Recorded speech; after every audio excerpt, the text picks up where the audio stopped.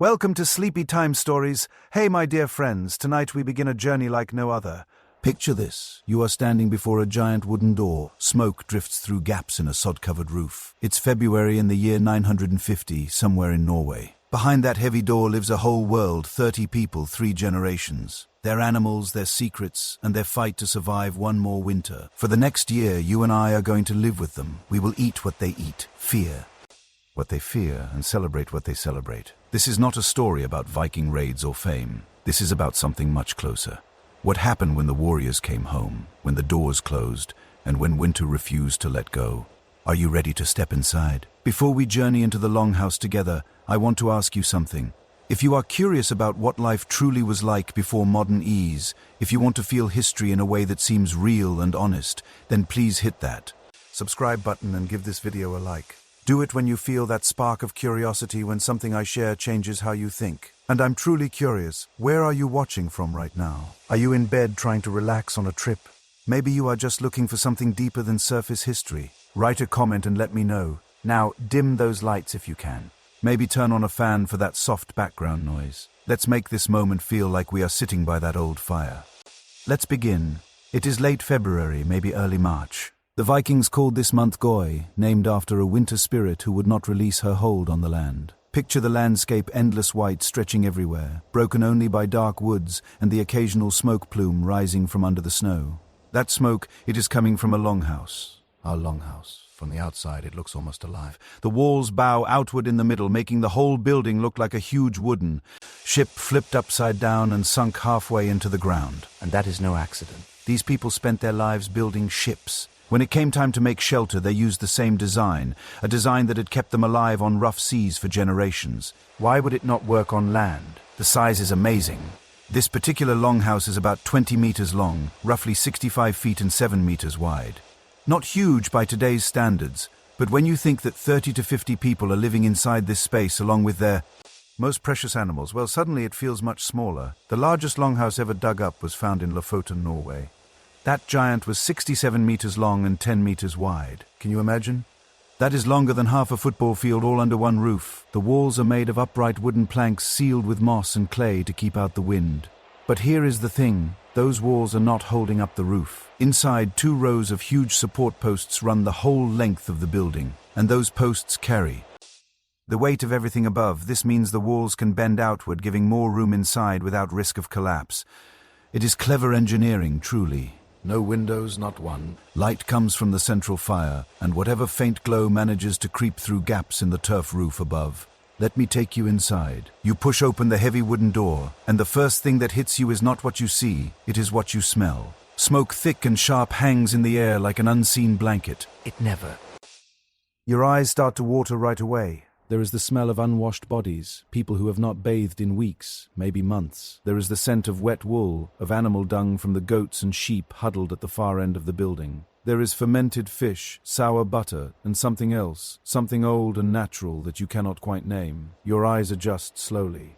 And I mean slowly. There is a saga, the Gretti's Saga, chapter 28 to be exact, that tells the story of a man named Euthen who walked into a dim longhouse from the bright snow outside. He literally could not see another man standing right in front of him. That man, Grettir, purposely tripped him as a joke. That is how dark it was inside these places. Scholars who have rebuilt these longhouses report the same thing. Coming in from daylight, you are nearly blind for several minutes. But say your eyes adjust. What do you see? Down the center of the longhouse runs a hallway maybe 4 feet wide, on either side of. This hallway are raised platforms, benches really built right into the walls. These benches are about 2 feet high and maybe 6 feet deep. This is where people sit. This is where they work, and this is where they sleep. No beds, no separate rooms, just these hard wooden benches covered with straw. Maybe some sheepskins if you are lucky. 30 people sharing this space. 3 generations. Grandparents, parents, children, maybe some cousins, a couple of thralls. That is the Viking word for slaves and anyone else who has earned a spot by the fire. In the very center of the longhouse, right down that main hallway, is the fire pit. It is not a fireplace, there is no chimney. It is just a shallow rectangular pit lined with flat stones. And inside it a fire burns constantly, day and night, winter and summer. This fire is everything. It is heat, it is light, it is the stove, it is the social center, it is the altar. Let it go out and you are risking death. The smoke from this fire rises up and Some escapes through a hole in the roof. Some of it, the rest, just stays there, creating this permanent haze that stings your eyes and coats the inside of your lungs. Archaeological studies of Viking remains show high rates of lung disease, especially in women and children who spent more time indoors. This smoke was slowly killing them. But what choice did they have? Freeze or choke? Those were the options. Now it is late February, so we are at the tail end of winter. The worst part, actually, the coldest month, Thori, which ran from mid-January to mid-February, just ended. But Goy is almost as harsh. This is the month people call the lone month of cold weather because it is the last one before spring. But it feels endless. The food stores are running dangerously low. The joy of Jol, the 12-night winter festival that happened back in late December, is long gone. The men who left on their ships last summer have mostly returned, so the Longhouse is packed again. Tight, tense, everyone is. Winter to end. Let me paint you a specific picture. Over on the eastern bench closest to the fire sits the head of the household. We will call him Björn. He is maybe 45 years old, which makes him ancient by Viking standards. Most men did not live past 50. Björn occupies what is called the high seat, the place of honor in the house. It is framed by two huge posts called the high seat pillars, the Öndvigisula. When the early Vikings settled Iceland, some of them threw these pillars overboard as they neared land, letting the gods decide where they should settle based on where the pillars washed ashore. That is how sacred these posts were. Archaeologists have found tiny sheets of embossed gold foil buried under the high seat pillars at dig sites. Offerings to the gods placed there when the house was built, probably to ensure wealth and safety. Björn's great-grandfather put them there. And Björn's grandfather told him the story, and Björn will tell his grandson when. That is how memory works. When you do not have writing, you carry it in your bones. Björn's wife, Astritha, sits to his left. She is younger, maybe 35, but she looks older. Life here ages you. She is weaving her hands, moving almost without thought as she feeds wool through the loom. She has been doing this since she was a child. Muscle memory. Her fingers are scarred and calloused, her back slightly bent from decades of leaning over work. But her eyes are sharp. Misses nothing. She knows exactly how much salted fish is left in the storage room. She knows which goat is pregnant and which one needs to be killed soon. She knows that her youngest son has been coughing for 3 days and might not make it to spring. She does not say it out loud, but she knows. Clustered around them are their children. 4 survived to adulthood out of the 8 Astritha bore. There is Leifur, the eldest son, 20 years old, already thinking about when he will inherit this place. There is Sigritha, 17, who will be married off to a nearby farm within the year to strengthen a bond. There is Newta, 12, and little Ragnhildur, just 7, who is currently asleep on the bench, curled against her grandmother like a kitten. The grandmother, Björn's mother, Helga, is a fixture here. She is maybe 60, which makes her a true wonder. She has survived childbirth, disease, hunger, and the sheer grinding harshness of Viking life. She is blind in one eye from an infection years ago. She can still thread a needle better than anyone else in the house. She sits closest to the fire because age earned you that privilege. And she is telling a story to anyone who will listen. Something about Thor and a giant. The children have heard it 100 times, but they never tire of it. Further down the benches, closer to the shadows, are the thralls. 2 of them, a man and a woman, both maybe 25, both taken as slaves during a raid 5 years ago. They are from somewhere south, maybe England. Maybe Ireland. They do not speak much Norse, but they understand enough. They sleep at the far end of the longhouse near the animals in a space that is barely warmer than outside. They eat the scraps. They do the worst jobs cleaning out the animal stalls, hauling water in the freezing cold, processing the slaughter. They have no names here. Not really, just thrall property. This is the truth of the longhouse. It is a ranking clear and harsh. But here is the strange thing. Everyone's survival depends on everyone else. Björn might own this place, but if Astritha does not manage the food stores correctly, they all starve. If the thralls do not work, the farm fails. If Helga does not pass down her knowledge of which plants heal and which ones kill, people die. It is a web of need disguised as control, and the space gods, the space, or rather the lack of it. Try to have a private conversation here. Try to argue with your spouse or cry or make love or mourn. You cannot. Everyone hears. Everyone sees everything. Your shame is public. Your joy is shared. Your grief is common whether you want it to be or not. There is a kind of rough closeness to it that we have completely lost in the modern world. We have our separate rooms, our closed doors, our headphones and screens. We have built walls between ourselves and the people we live with. But here in this longhouse in the year 950, privacy does not exist. And in some ways that closeness creates deep bonds. Ways it creates resentment so thick you could cut it with a blade. By late February, after 6 months of winter, that resentment is at its peak. People are snapping at each other over nothing. Someone left the door open too long and let in cold air. Someone took more than their share of the evening meal. Someone's child is crying again, keeping everyone awake. The tension is unbearable, and yet they survive because they have to. Because spring is coming. It has to be. As the fire crackles and shifts, throwing dancing shadows on the curved wooden walls, you realize something deep. This building, this smoky, crowded, smelly longhouse is the whole world for these people during winter. Its safety, its family, its culture, its religion, its economy. Everything happens here. Birth, death, work, rest, celebration, mourning, all under one roof. The Vikings are famous for their raids, their ships, their explorations. But this is where they actually lived. This is where they became who they were. Not on a longship cutting through ocean waves, but here in the dim smoke on the hard benches next to people they loved and people they could barely stand, all fighting together to survive one more winter. And we are just starting. Because in a few weeks the first signs of spring will appear. The ice will begin to crack. The women will start pushing the men out the door, desperate for space after months of confinement. The land will wake up hungry, and so will the people. But tonight, in Goy, the winter spirits month, they wait. They tell stories. They ration the last of the smoked fish and the hard bread and the sour butter. They dream of green things growing. And tomorrow, well, not tomorrow exactly, but soon, we will see what happens when winter finally loosens its grip and the real work of survival begins. Stay with me. We have 11 more months to go. The fire needs feeding again. It is Newta's job tonight, the 12-year-old boy we met earlier. He has learned to move quietly in the dark, feeling his way along the bench to the woodpile without waking the sleepers. But here is the problem. The woodpile is getting low, dangerously low, and it is still weeks before the snow melts enough to gather more from the forest. This is the truth of Ein Manatha, the lone month, the last stretch of cold weather before spring arrives. The Vikings counted their age not in years but in winters survived. And this month, this is when you find out if you have planned correctly, if you have stored enough food, if you have cut enough wood, if you have been smart enough, careful enough, lucky enough to make it through.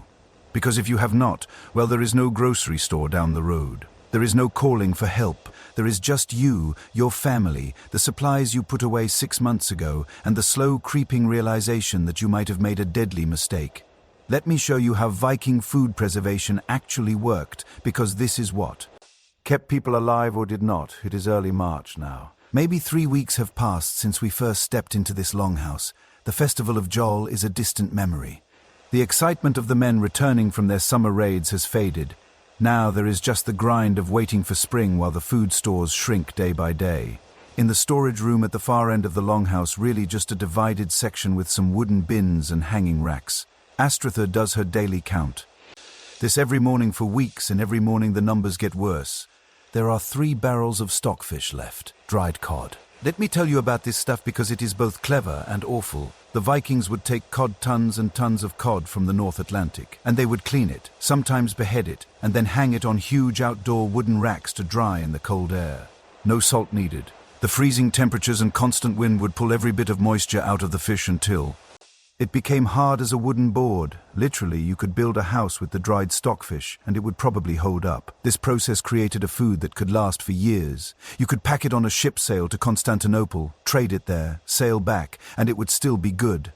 The only problem, you had to soak it for days, sometimes a week, to soften it before you could eat it. And even then it tasted like wood that used to be fish, but it was protein. 3 barrels left. Astritha knows each barrel holds enough fish for maybe 2 weeks if they are careful. So that is 6 weeks of fish protein remaining. They are currently in week 24 of winter. Spring should arrive in week 26 or 27. Should. But what if it is late? Next, she checks the dried meat. This hangs from the rafters above in the smokiest part of the longhouse. And here is something clever. The smoke from the fire was not just an annoying side effect. It was a preservation tool. Meat hung up there, and that constant smoke would last months longer than meat stored anywhere else. The smoke compounds worked as an antibacterial agent, and the heat kept it dry. Double benefit. But smoking alone was not enough. Most of this meat had also been salted, and salt was expensive. Really expensive. In Norway and Sweden, in Denmark, they had to boil seawater to get salt, which was hard work and took time. Some salt came through trade from the Baltic areas, but it cost a lot. In Iceland, salt was almost non-existent. The Icelandic Vikings had to get creative. They used something called sour whey. Stay with me here because this is interesting. When you make cheese, you separate the curds from the whey, that watery liquid left over. If you let that whey ferment, the lactobacillus bacteria turn the milk sugars into lactic acid. That acid creates an environment where harmful bacteria cannot survive. So you could pack meat into barrels of this sour whey. It would keep for months, it would taste very sour, but it would not kill you. That is a win. Astritha counts the remaining meat. Not much. Maybe enough for 1 meal per week for the next month. That is it. The big slaughter happened back in Gormanutha, the slaughter month in October and November. That is when they made the harsh calculations which animals could they feed through winter and which ones had to die now to become food. They killed the weak ones, the old ones, the ones that ate more. Then they were worth. They saved only the breeding stock and the strong young animals. But here is the thing about that slaughter month. It was not just practical, it was emotional torture. These were not faceless livestock. These were animals they had raised from birth. The children had named them. They had fed them by hand when they were sick. And then one cold November morning they had to slit their throats and drain their blood into wooden buckets because survival demanded it. Leifr. Björn's eldest son still remembers the goat he had to kill. Her name was Aska. She had been born the same spring he was. 20 years they had lived on the same farm, and he had to hold her head while his father used the knife because they needed the meat and could not afford to keep feeding her through another winter. He did not cry. Viking men did not cry, not in front of others. But he did not eat goat meat for a week after that. The Vikings used everything from those killed animals. The meat was dried, smoked, salted, or packed in sour whey. The blood was mixed with fat and grain to make blood sausages. The intestines became sausage skins. The bones were boiled for broth, then carved into tools or game pieces. The hides became leather. The sinews became thread. Even the hooves were boiled down for glue. Nothing wasted because waste meant death. Astritha moves to the butter crock. Butter was another staple, but goes bad quickly unless you preserve it. The solution: let it ferment. The Vikings would pack butter into wooden boxes or barrels and let it turn sour. Fermented butter tastes awful by modern standards. Very sour and sharp, but it lasts, and fat is calories. In the harsh Norse winter, calories are survival. She scoops out a portion for the day. Not much left here either. Then there are the root vegetables. Turnips, carrots, onions buried in sand in a cool, dark corner of the storage area. These could last months if kept properly, but you had to check them. Always, one rotten turnip could spread mold to the whole batch. Astritha finds 2 that have gone soft and tosses them to the side. The pigs can have them. Waste not. And finally the grain, barley, oats, a little rye. This is the base of the Viking diet, though modern people obsessed with Viking diets seem to forget that. The true Viking diet was not low carb. It was heavily based on grain, barley, porridge, oat bread, barley, beer. Grain was calories, and calories were life. But grain has problems. It can get damp and moldy. Rats and mice can get into it. So, the Vikings developed a clever solution. They would bake hard bread almost like crackers, and then hang it on poles or strings right above the hearth fire. The heat and smoke kept it dry and kept the insects away. When you wanted to eat it, you would soak it in soup or beer to soften it up. Not tasty, but it worked. Astritha does the math in her head. Grain stores are okay. Not great, but okay if they are very careful. Is the hard truth she is calculating. They are in what the Vikings called Mursuga, which roughly translates to fat-sucking month. This ran from mid-December through mid-January, but the name tells you everything you need to know about late winter. You are sucking the last bits of fat and marrow from bones because that is all that is left. You are eating the foods you stored back in October and November, and you are praying, literally praying to the gods that spring comes on time. Because if it does not, if winter drags on for an extra 2 weeks, an extra month, people die, families die. Whole farmsteads can collapse. Archaeological evidence backs this up. When researchers examine Viking-age skeletons, they find seasonal patterns of lack of food. Bones from people who died in late winter often show signs of severe nutritional stress. The body literally eating itself to stay alive. Teeth show growth halt lines that match late winter food shortages. Children were hit hardest. The death rate spiked in March and April. Have you ever had to ration food? Like truly ration it, not I am trying to lose weight rationing, but if I eat too much today, I might not have enough to survive next week rationing. It changes you. It changes how you think about food, about sharing, about generosity. Every meal becomes a math problem. Every bite is a deal between your current hunger and your future survival. Astritha knows this math closely. She knows that if she gives Neuter an extra portion today because he is still growing and he is hungry, that is one less portion for someone else later. She knows that her husband Björn, as the head of the household, gets priority on protein because his strength matters for the heavy spring work ahead. She knows that the thralls get the smallest portions because coldly they are worth less to the farm's survival. This is Viking age triage. This is how you make it through. But here is where it gets mentally complex. In that same longhouse, sitting around that same fire, are people feeling this shortage completely differently. Björn in his high seat is not hungry. Not really. He is getting enough food. His children are getting enough food. Even old Helga is protected. But the thralls, they are hungry all the time. Their bones are showing. Their eyes have that empty look. And they are watching Björn eat fish while they get thin soup and hard bread day after day, week after week. The anger this creates is dangerous. The Vikings knew. It is why they kept thralls working constantly. Tired people are easier to control. That is why punishment for disobedience was quick and harsh. That is why thralls slept in the worst part of the longhouse next to the animals separated from the family. Cannot let them feel like equals. Cannot let them forget their place. But on the other hand, there is this odd interdependence. If the thralls die, who does the work? Who hauls the water, cleans the stalls, processes the slaughter, gathers? The farm fails without them. So you have to keep them alive. You have to feed them enough to work, but not enough to get strong, not enough to rebel. It is a harsh math, and it is not just the thralls who are suffering. Even within the family there are tensions. Young Ragnhildur, the 7-year-old, does not understand why she cannot have more porridge. She cries and her mother snaps at her and then feels guilty and then holds her close while she weeps quietly in the smoky darkness. Old Helga remembers winters worse than this. She survived the terrible winter of 923 when spring came 6 weeks late and half the valley starved. She lost 2 children that year. She does not talk about it, but she remembers and she watches the stores shrink with a kind of grim knowing. She has seen this before. Sigritha, the 17-year-old daughter, is promised to a young man on a nearby farm. The wedding is planned for late spring after the planting. But in the back of her mind she is wondering, what if his family's stores ran out? What if they are starving over there? Will the wedding still happen? Or will his family call it off because they cannot afford to feed another mouth? Everything is unsure. Everything depends on timing, on luck, on the wishes of gods who may or may not be listening. Let me tell you about one specific failure in Viking food storage, because it shows how fragile this system was. In the Icelandic sagas there is a reference to a farm that lost its entire grain. Supply to rats one winter, just rats getting into the storage room and eating the grain faster than the family could stop them. By February, the grain was gone. The family tried to survive on fish alone, but without grain for porridge and bread, they could not get enough calories. 3 people died before spring. The farm was left empty. That is how thin the edge was. Or consider this mold. If your storage area got too damp, maybe the roof leaked.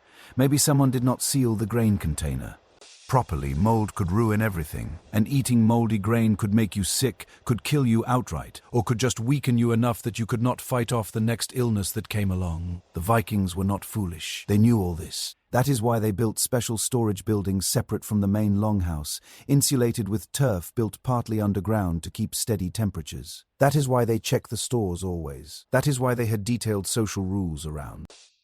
Hospitality. If your neighbor's stores failed, you were expected to share because next year it might be you who needs help. But social duties only go so far when everyone is running low. Back in the longhouse, evening settles in. The family gathers for the meal. Astritha ladles out portions of fish stew, soaked stockfish boiled with turnips and onions thickened with a little barley. It is not tasty, but it is hot, and it fills the belly.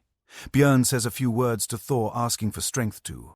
It is not a formal prayer. The Vikings did not really do formal prayers like Christians. It is more like a reminder. Hey Thor, we are still here. We are still honoring you. Maybe keep the worst of the winter off our backs for a few more weeks. They eat in quiet. The fire crackles. Someone coughs outside. The wind picks up, rattling the door. Helga tells a short story about a winter giant who tried to steal the sun but was tricked by Loki. The children half listen, too tired and too stew to truly pay attention. And in the storage room, the barrels sit a little emptier. The hanging meat looks a little more sparse. The grain bins show more bottom than top. 3 more weeks, maybe 4. until the snow melts and the earth softens enough to start spring work. 3 more weeks of eating stores that are almost gone. 3 more weeks of hoping you planned correctly back in October when you decided which animals to kill and which to keep. 3 more weeks of Einmanuther. The lone month, the last test before spring arrives and the cycle starts all over again. And soon, very soon, we will see what happens when that door finally opens and the whole household spills out into the fresh air.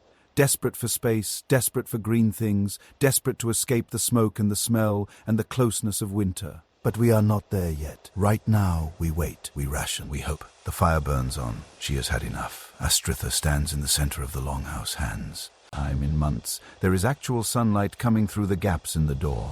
Not much, just thin streams of pale light cutting through the smoke. But it is there, and it changes everything. Out, she says to Björn, not asking, telling. He looks up from the bench where he has been sitting for the past hour, doing basically nothing. Just sitting, taking up space, breathing her air. Out, she says again. Take Leifer, take the nets, go to the river. The ice is breaking. Not the dried leather we have been choking down for 6 months. Björn knows better than to argue. Not because he is afraid of his wife, though he probably should be, but because he knows she is right. And more than that, he knows what is happening here. It is Harper, the first month of the year. The month when winter finally loosens its grip, and the world remembers what green looks like. And it is the month when Viking women, after 6 months of being trapped, indoors with their husbands and sons and fathers and brothers, decide that enough is absolutely enough. Welcome to Spring Awakening, Viking style. Here is what you need to understand about the Viking calendar. They did not count time the way we do. They did not have January, February, March. They had 2 seasons, summer and winter, that is it. Summer was life, growth, movement, possibility. Winter was survival, darkness, waiting, hoping you made it through. And the shift between them, that was Harper, named after a goddess so old, so forgotten that we do not even really know who she was anymore. Some scholars think she was linked to spring with renewal, with that first breath of warm air after months of cold. Others think the name comes from an old word for grasping or clutching, maybe meaning how people grabbed at spring's arrival or how winter grabbed at the land even as it was forced to leave. Either way, Harper ran from mid-April to mid-May, and it was wonderful. Not because weather suddenly became warm and nice. This is Scandinavia we are talking about. The weather was still mostly cold, still wet, still unpredictable. But it was changing. The snow was melting into rushing streams. The ice on the rivers was breaking up with sounds like thunder. The first tiny shoots of green were pushing up through the mud.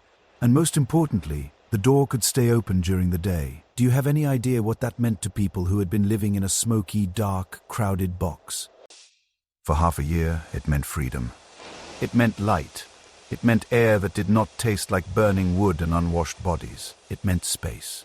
Astritha watches as Björn and Leifer gather their gear and head outside. She does not smile, but there is a clear relaxation in her shoulders the moment the door closes behind them. She turns to the thralls. You two clean out the animal stalls. All of it. I want every bit of dung hauled outside to the fields. We will need it for fertilizer, but I do not want to smell it in here anymore. They nod and get to work. They have learned not to wait. Then Astritha moves to her daughters. Sigritha, take Ragnhildur. Go to the edges of the forest. Look for early greens, anything that is pushing up. We need fresh vegetables. Our blood is probably thick as porridge after a winter of salt fish and grain. And she is not wrong. The Viking diet in winter was heavy, starchy, preserved, salt smoke fermented. These kept you alive. But they did not keep you healthy. By late winter, people were dealing with scurvy symptoms, though they did not know to call it that. Bleeding gums, loose teeth, tiredness that went beyond normal fatigue. The body was screaming for fresh vegetables, for vitamin C, for something green and alive. The moment those first spring greens appeared, Viking women were out foraging like their lives depended on it, because they did. Sigritha takes little Ragnhildur by the hand, and they head out into the pale spring sunlight. The child is almost giddy. She is 7 years old, and she barely remembers the last time she was outside for more than a few desperate minutes. The light is so bright it hurts her eyes. The space is dizzying. No walls, no roof. Just open sky stretching forever. Stay close, Sigritha warns. But she is smiling. She is 17, and she has been engaged to Hallvarður from the neighboring farm since autumn. The wedding is planned for late spring after the planting is done. She has not seen him since November, 5 months. She wonders if he still looks the same. She wonders if he thinks about her the way she thinks about him. Probably not, she decides. Boys are useless at that sort of thing, but right now she is not thinking about Hallvather. She is thinking about how good it feels to walk without breathing smoke, to breathe without breathing smoke, to hear something other than snoring and coughing and the crackle of the fire. They find chickweed first poking up through the wet ground near a fallen log. Sigrither shows Ragnhildur how to pinch off just the tender tops, leaving the roots to grow more. Take only what we need, she says, echoing what her mother taught her and her grandmother before that. The land gives, but it does not give forever if you are greedy. Back at the Longhouse, something amazing is happening. With most of the men gone and the children outside, Astrither and old Helga have the place almost to themselves. And for the first time in months, they can actually talk, not whisper, not communicate in the shorthand of glances and gestures they have developed over a winter of no privacy. Actually talk. How bad were the stores? Helga asks, working on mending a torn fishing net. Astrither admits. Another week and we would have been in trouble. Real trouble. Helga nods. She knows. She has lived through worse. The winter of 923, she says, and Astrither knows the story. Everyone knows the story. The year spring came 6 weeks late. Yeah, half the valley starved. Helga lost 2 children that year, a daughter to fever, a son to simple hunger. They ran out of food and there was nothing to do but watch him fade. But Helga does not dwell on it. Vikings did not have therapy or grief help or support groups. They had work, they had survival, they had the next season to prepare for. Grief was something you carried, but you carried it while moving forward. Always forward. We made it. Astrither says that is what matters. We made. Helga agrees. Now, let me tell you about the mental event that was happening here because it is interesting, and it is something we have completely lost in the modern world. These people had just spent 6 to 8 months living in extreme closeness, 30 to 50 people sharing a space smaller than most modern suburban living rooms. No doors, no walls, no headphones, no escape. Every argument was public, every moment of weakness was seen, every bit of tension had nowhere to go but inward building and building until the whole household felt like a pot about to boil over. Modern psychologists have a term for this cabin fever. It is that restless, annoyed, sometimes violent state that comes from being stuck in a closed space for too long. We see it in research stations in Antarctica. We see it in submarines. We see it in space stations. People start to crack. They get annoyed over tiny things. They hold grudges. They need space so badly that the lack of it becomes almost physically painful. Now imagine cabin fever, but you cannot leave. You cannot quit and go home. You cannot ask for a transfer. You are stuck there in that smoky room with people you love, but also maybe cannot stand right now. And the only thing that will end it is time, just time, waiting for the season to change. The Vikings understood this closely. They did not have the words we have, but they knew the pattern. They knew that by late winter, households were powder kegs. That is why the sagas are full of stories about fights that broke out in late winter, about insults spoken that could not be taken back, about violence that exploded over the smallest trigger. And they knew the solution: separation. Space, get the men out of the house. There is a reason the Viking raiding season was summer. Yes, the seas were calmer and the weather was better for sailing, but also the men needed to leave. They needed adventure, purpose, distance, and the women needed them gone. This was not about not loving each other. Viking marriages could be deep partnerships built on true care and respect. But love does not mean you can share 200 square feet with someone for 6 months and not want to scream. So in Harper, the women would quite literally push the men out the door, go hunting, go fishing, go check the traps, go repair the fences, go do literally anything that is not sitting by the fire, taking up space and breathing our air.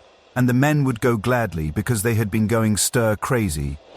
2. Björn and Leifur are down at the river now, testing the ice. The main channel is still frozen, but the edges are breaking up, creating pools of open water where the current runs fastest. This is where the fish will be hungry after winter, moving into the shallows easier to catch.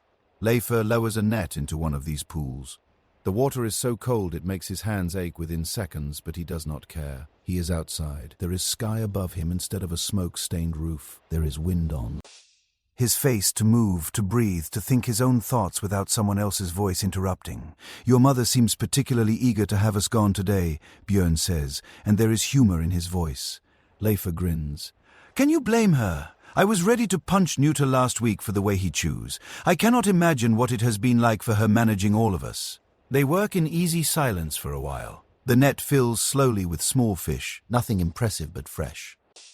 Fresh fish in months. How are you feeling about the wedding? Björn asks eventually. Leifur looks up surprised. They do not usually talk about this kind of thing. Sigritha's wedding. Yours. All right. Leifur is 20 years old in Viking society that is past the usual marrying age for men. The family has been negotiating with another farm about to match a girl named Thora, 16, strong, good breeding stock. The wedding would probably happen next spring, giving them time to build an addition to the longhouse or maybe a separate small house on the property.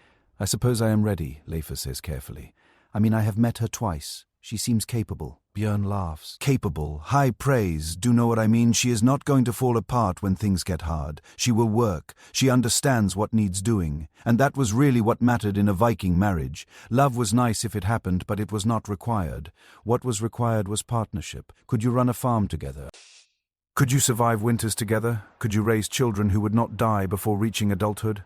Could you work as a team when everything was falling apart?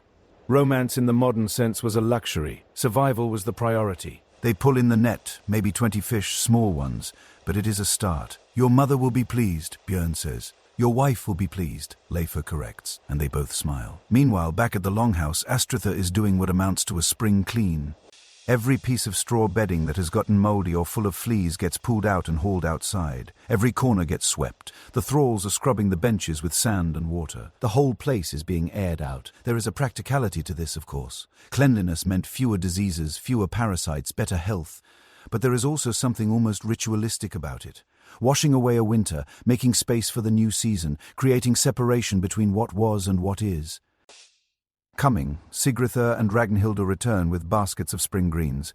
Not much, the growing season has barely started, but enough for a fresh salad to go with tonight's meal. The first greens after 6 months of dried, preserved food. Astritha tastes a dandelion leaf and almost cries. The bitterness, the freshness, the green alive taste of it.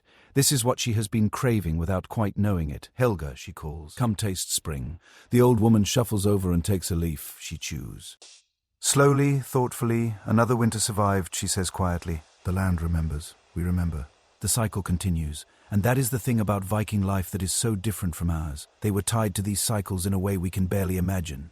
They knew bone deep that everything moved in circles, summer to winter to summer again, planting to harvest to planting again, birth to death to birth again. The gods themselves were part of this Odin hanging on the world tree for 9 nights. Dying and being reborn with wisdom.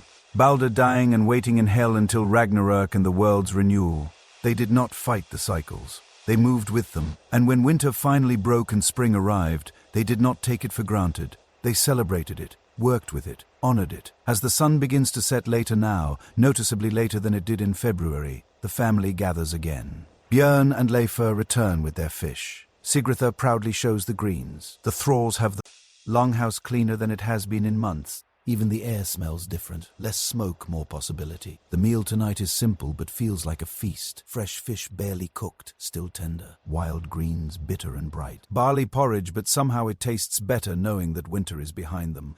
Björn raises his cup of ale to spring, to survival, to the land waking up and remembering we are still here. They drink, they eat, and for the first time in months, there is real laughter. Not desperate, just true relief and joy. Ragnhildur falls asleep with a smile on her face, her belly full of fresh fish. Helga sits by the fire watching the family and allows herself a small moment of pride. Another generation taught, another winter survived, the knowledge passed down. And Astritha, standing in the doorway before closing it for night, looks out at the darkening sky and allows herself to hope. Hope that the planting will go well. Hope that Sigritha's wedding will be joyful. Hope that next winter's stores will be better. Hope that this family, this household, this small corner of survival in a harsh world will continue. The door closes. The fire burns low. Outside the world is waking up. And soon, very soon, the real work begins. The planting, the building, the preparing. The men will start thinking about summer voyages, about trading, about raiding. The women will be managing the farm, the livestock, the endless cycle of work that keeps. They made it through. Spring is here. The cycle turns. The ground is finally soft enough. Björn kneels down and pushes his fingers into the... Dark, wet, cold, but no longer frozen solid. He can feel it giving way beneath his hand. This is the moment they have been waiting for. The earth has woken up. The planting can begin. It is Solmanaltha now, late May, early June. And every single person on this farm from old Helga down to little Ragnhildur about to work harder than they have worked all year. Because here is the thing about Viking agriculture that nobody talks about. You had maybe 6 weeks to get everything in the ground. 6 weeks between when the earth thawed enough to plant and when the growing season was too far gone to matter. Miss that window. You do not eat next winter. It is that simple. This is where the entire year succeeds or fails. Right here, right now in the dirt. Let me take you through what planting season actually looked like, because it is nothing like the pretty picture you might imagine. This was not peaceful farmers gently tossing seeds while birds sang. This was brutal, backbreaking labor done at a pace that would make modern workers cry. And everyone, absolutely everyone, had a role to play. The thralls are up before dawn. Their job is the hardest and the most crucial, breaking the fields. Remember, the Vikings did not have tractors or even proper plows in the way we think of them. What they had was an odd, simple wooden tool, basically a pointed stick reinforced with iron dragged behind an ox or sometimes just pulled by human muscle. The male thrall, let us call him Anaray, because even though he has lost his freedom, he has not lost his name, is hitched to the ard along with the farm's ox. Yes, hitched like an animal, because that is how they viewed him. The ox pulls from the front, Anaray pulls from the side, and together they drag this tool through the earth, creating shallow grooves. Exhausting work, the kind of work that destroys your back, your shoulders, your legs. By midday, Anar's hands are bleeding through the cloth he has wrapped around them. The ox is foaming at the mouth, but they cannot stop. The field has to be ready. Behind them comes the female thrall. We will call her Signy. Her job is to follow the grooves with a wooden rake, breaking up the larger clods of earth, making sure the soil is fine enough for seeds to take root. She has been doing this since sunrise, and she will do it until sunset. Her back screams. Her hands are raw, but if she slows down, she will be beaten. So she does not slow down. Here is something that is going to make you uneasy. This system worked because it was cruel. The Vikings needed maximum work during the short growing season, and the way they achieved that was through enslaving people and working them literally to the edge of death. Thralls made up somewhere between 10 and 20% of the Viking population. That is not a small number. That is millions of people over the centuries who lived and died in bondage so that their masters could survive. We like to think of the Vikings as these noble warriors, these explorers, these craftsmen, and they were those things. But they were also slavers.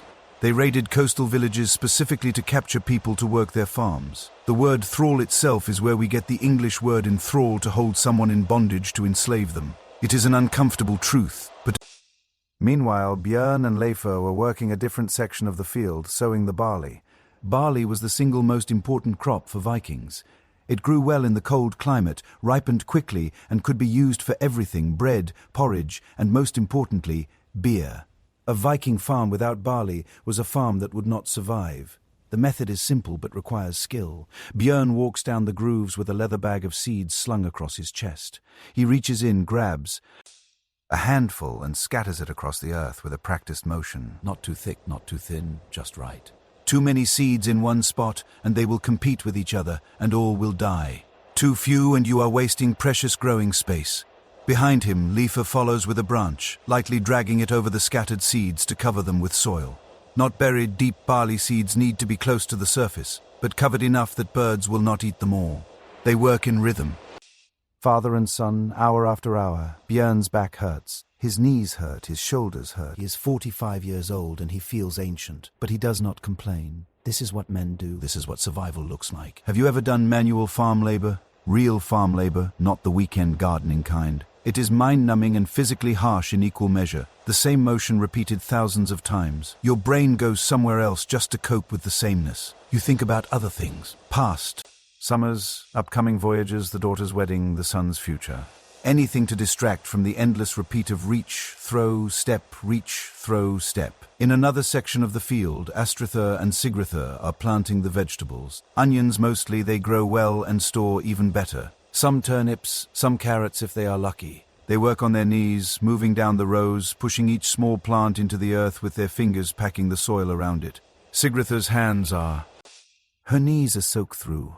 Her back aches from bending and she is thinking about her wedding. It is happening in 3 weeks. 3 weeks from now, she will leave this farm and move to Hallvarder's family farm about an hour's walk from here. She will become part of his household work. His family's fields bear his children if the gods allow. She is excited and terrified in equal measure. Mama, she says quietly, what if I cannot do it? Astritha does not look up from her planting.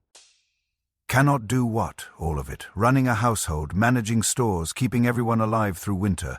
What if I fail? Now Astritha does look up. There is dirt on her face and grey in her hair and lines around her eyes from squinting against the sun for 40 years. She looks at her daughter, still so young, still so unsure, and she feels her heart clench. You will fail sometimes, Astritha says. Everyone does. The winter I was 22, I miscalculated the grain stores and we nearly starved in. March, your grandfather had to loan us food and I felt the shame of that for years. Sigritha looks shocked. She has never heard this story. But you know what? Astritha continues. I learned the next year I stored extra. I never made that mistake again. Failure teaches you if you let it. And you are smarter than I was at your age. You will be fine. How do you know? Because I raised you. Because I have watched you work. Because you ask questions like this, which means you are thinking ahead. The ones who fail are the ones who never think they can fail. You are already better than that. They go back to planting, but Sigritha's shoulders sit a little straighter. Sometimes that is all you need, someone to tell you that fear is normal, that doubt is human, that everyone struggles. Now, let us talk about what happened when the planting was done, because this is where things get really interesting. The festival of Sigablot was held right after the spring equinox, marking the official beginning of summer in the Viking calendar.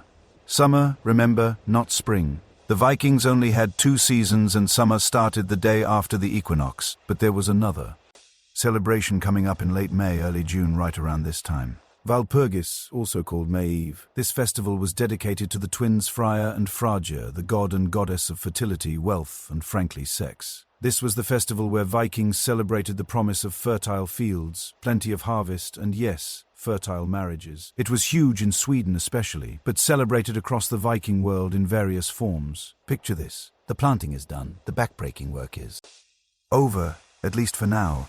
The seeds are in the ground, and all you can do is wait and hope the gods bless your fields with rain and sun in the right amounts. You cannot control it. You can only hope. So what do? You celebrate. You honor the gods who control these things. You feast, you drink, you dance. You make offerings, and you definitely do not sit around worrying, because worrying will not make the barley grow any faster. The whole community comes together for Walpurgis. Not just Björn's farm, but all the nearby farms, maybe 30 or 40 households. 200 people gathered in the meadow near the river. They have built a huge bonfire, and I mean huge, 20 feet high, crackling and roaring, visible for miles. There is food, of course. Everyone brings what they can spare. Smoked fish, fresh deer meat from a recent hunt, the last of the winter butter, early spring greens, flatbread and barrels of ale. So much ale, the Vikings took their beer seriously. Barley beer, oat beer. Honey mead, anything fermented and alcoholic was welcome at a festival.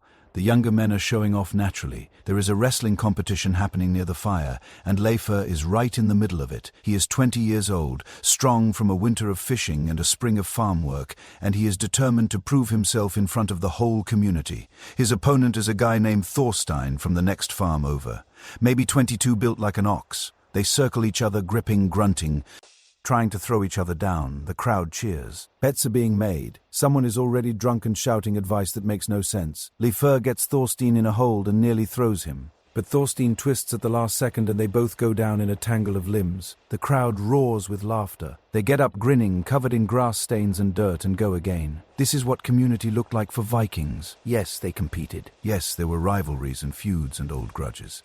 Also this shared celebration, shared joy, shared relief that another planting season was done, and maybe, just maybe, they would all survive another year. Over by the fire, the women are conducting their own rituals. This is where Astritha's role becomes really interesting, because Viking women held true religious power in ways that might surprise you. There is a Völva here, a seeress, a woman who practices Seidr, the Norse form of magic. She is old, maybe 70, dressed in layers of cloaks and carrying a staff. People respect her and fear her in equal measure. She can see the future, or so she claims. She can speak to the spirits. She can bless the fields or curse them. The Völva walks through the planted fields, chanting in a language that is half Old Norse and half something older, something that predates even the Viking age. She is asking the land spirits, the Landvita, to bless the crops. She is asking Fragr to make the earth fertile. She is performing a ritual that has been performed in these fields for centuries, maybe thousands of years. Astritha watches, respectful but not fooled.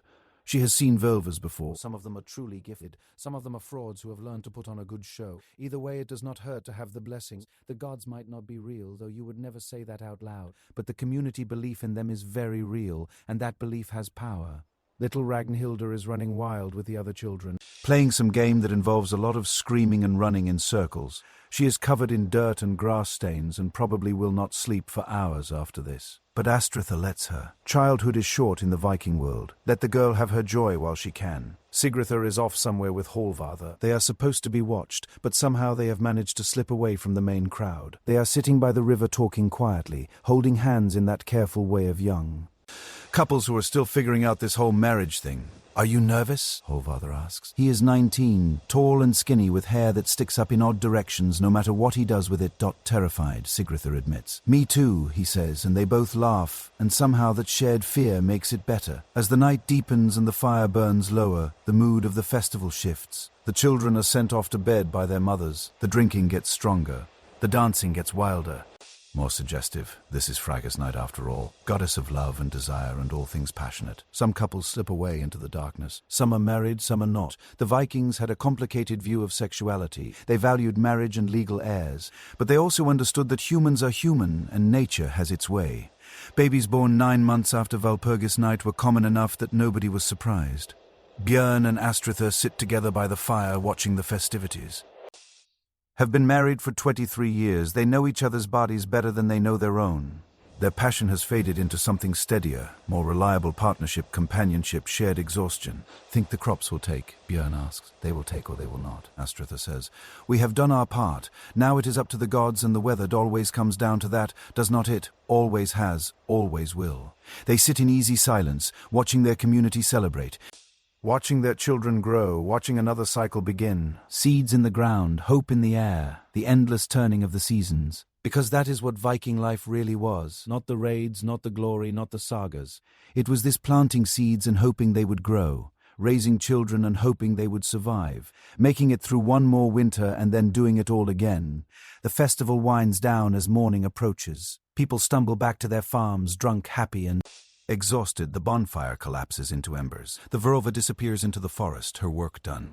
And back at the Longhouse as Björn and his family settle in for a few hours of sleep before the day's work begins again. There is a feeling of quiet satisfaction. The seeds are planted. The gods have been on. The community is strong. Now comes the waiting, the watching, the hoping that the rains come but not too much. That the sun shines but not too harsh. That the balance holds. Very soon we will see what happens when the men leave again. When the longships are prepared and the summer raiding season begins. When the women take full control of the farm and the real test of their management skills begins. But that is next. Right now there is just the satisfaction of work completed, the warmth of community and the quiet prayer that this year's harvest will be enough. The cycle continues. It always does. Astritha wakes to an empty bed. It is still dark, that strange half. Dark of Solmanutha, the sun month, when night barely exists this far north. She reaches across the sleeping bench and finds only wool blankets still slightly warm where Björn was lying an hour ago.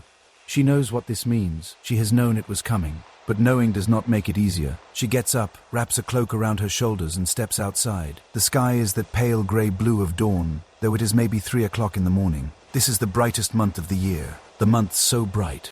They had to add 4 extra days to it just to make the calendar work. June and July, when the sun barely sets, when you can read at midnight without a lamp.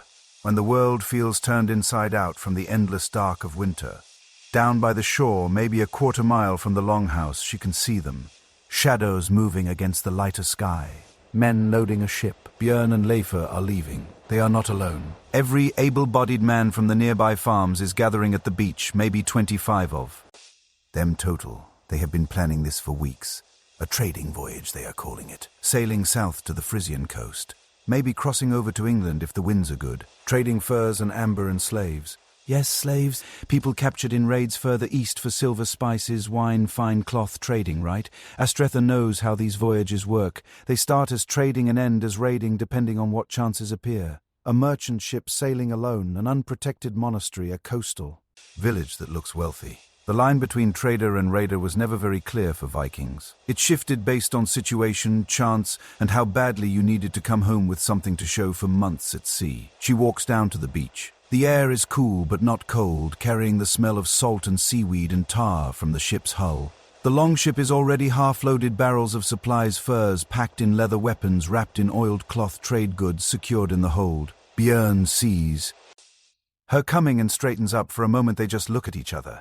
She asks, 3 months, maybe 4. We will be back before the harvest. You had better be. I am not bringing in the barley by myself. He smiles, but it does not reach his eyes. They have done this dance before. 5 times in their marriage he has sailed away for summer trading trips. 4 times he has come back. The one time he did not, the summer of 938, she spent 6 months thinking she was a widow before he finally stumbled back into the Longhouse with a broken arm and stories of a storm that drove them all the way to the Orkney Islands.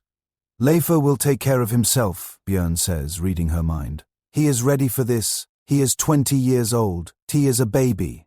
I was 19 on my first voyage, and that is supposed to make me feel better. Björn pulls her close. They are not usually affectionate in public. Vikings did not go in for big emotional shows, but right now, with dawn breaking and the ship waiting, he holds her tight. We will come back, he says into her hair. We always do. Some do not. We will. She wants to believe him. She wants to believe that in 3 or 4 months she will see that sail on the horizon and know they are safe. But she is a Viking woman. She knows the numbers. Every voyage, some men do not return. Storms, battles, sickness, simple accidents. The sea takes what it wants when it wants. Leifer appears beside them, trying to look confident and probably failing. His eyes are bright with excitement and terror in equal measure.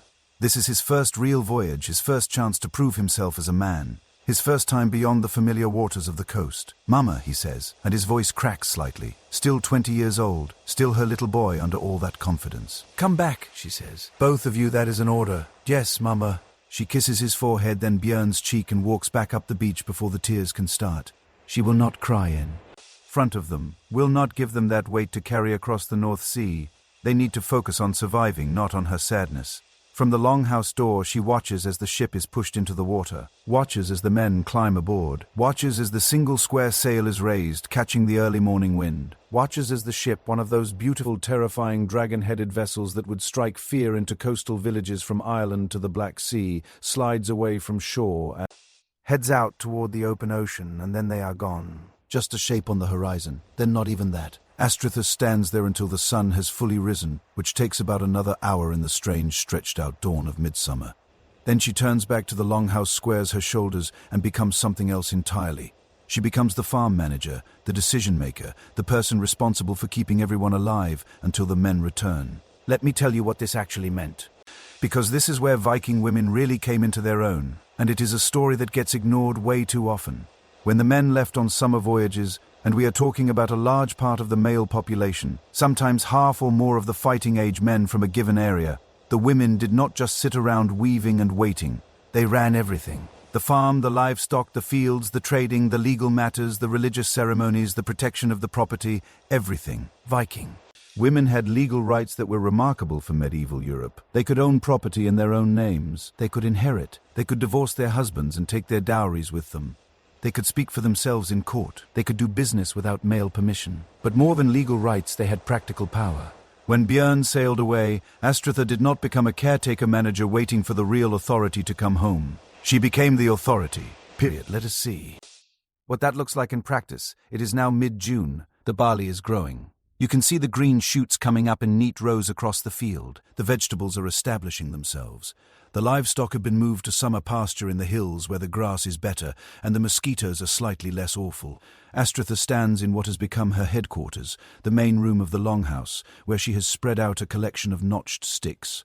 Each stick represents a different part of the farm's work. This one tracks the livestock, how many cows, goats, sheep, chickens. This one tracks the grain stores. This one tracks debts owed and debts owing. Vikings did not have written accounting in the way we think of it. Most could not read or write, but they had these clever memory systems using physical objects, notched sticks, knotted cords, marked stones. Astritha can look at a stick and know instantly that they owe Thorstein's farm 3 barrels of salted fish from last year's trade, and that Thorstein's wife promised her 2 goats in exchange. Can you imagine running a complex farm entirely in your head and through physical memory aids? No spreadsheets, no written records, just your brain, your memory, and a collection of marked wooden sticks.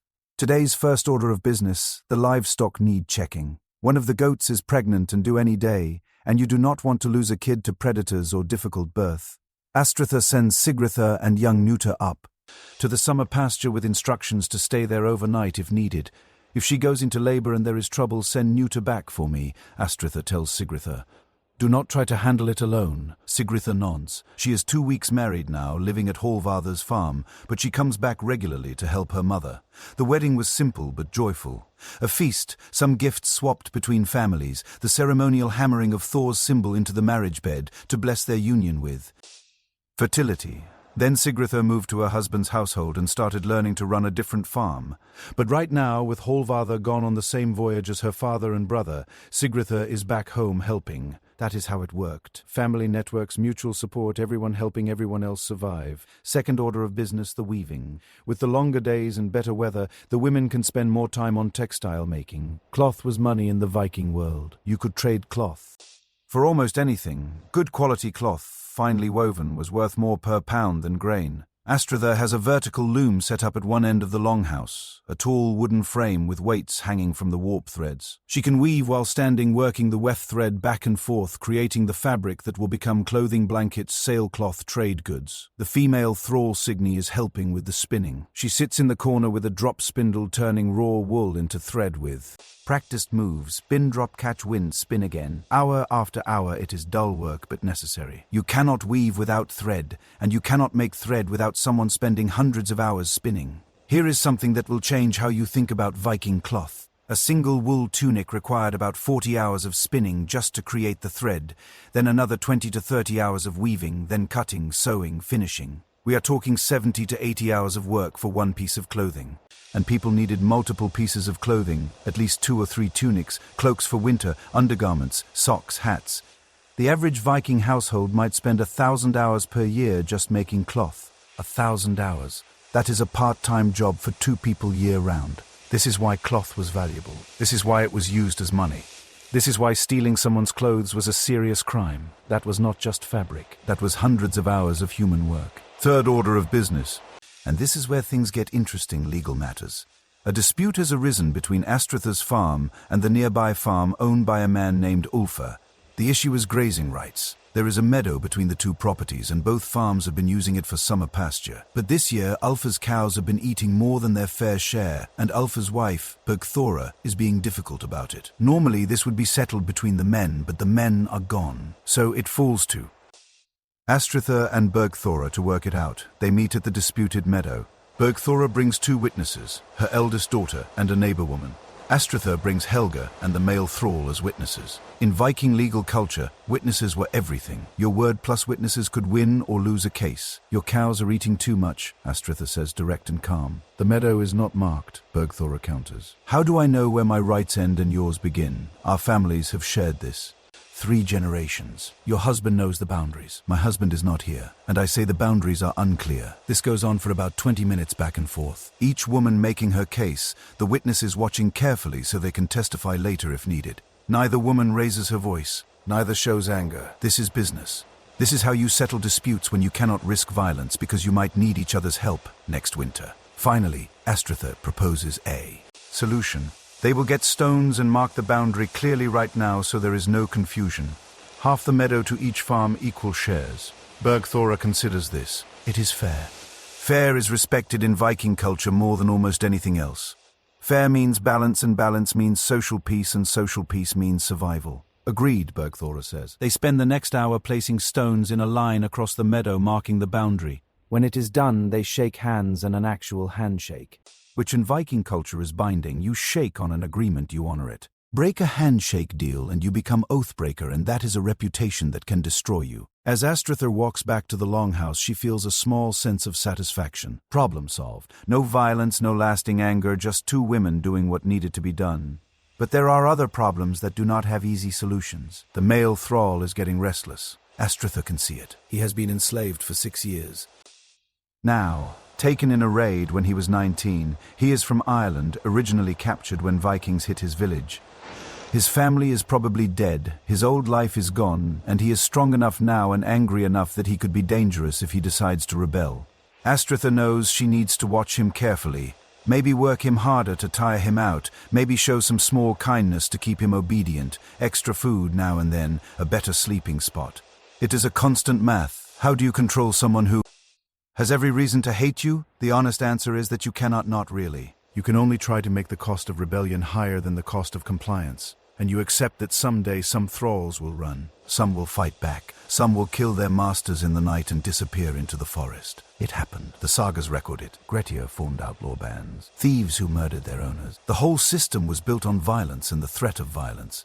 And sometimes that violence came back around. Astritha does not sleep well these nights. Part of it is worry about Björn and Leifr out there somewhere on the North Sea.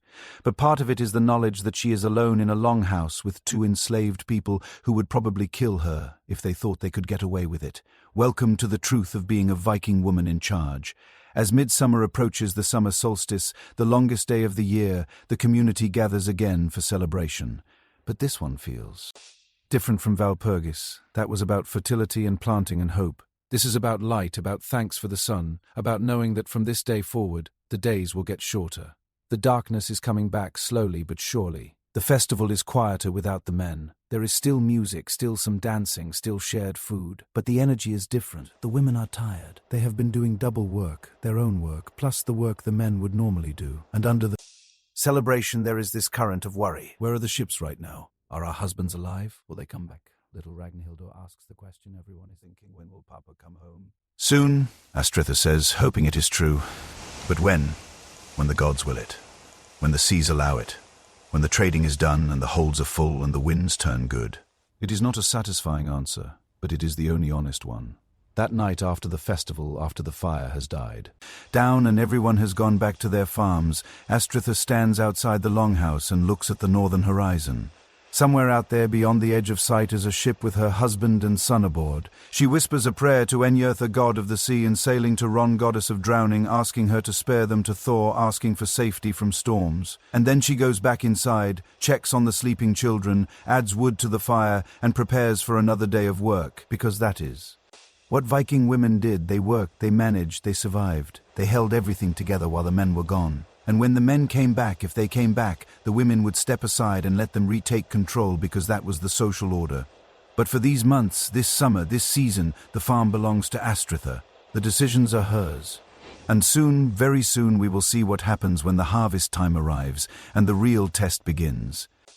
When all that spring planting either succeeds or fails, when the plenty of summer must be turned into the stores that will carry them through another winter.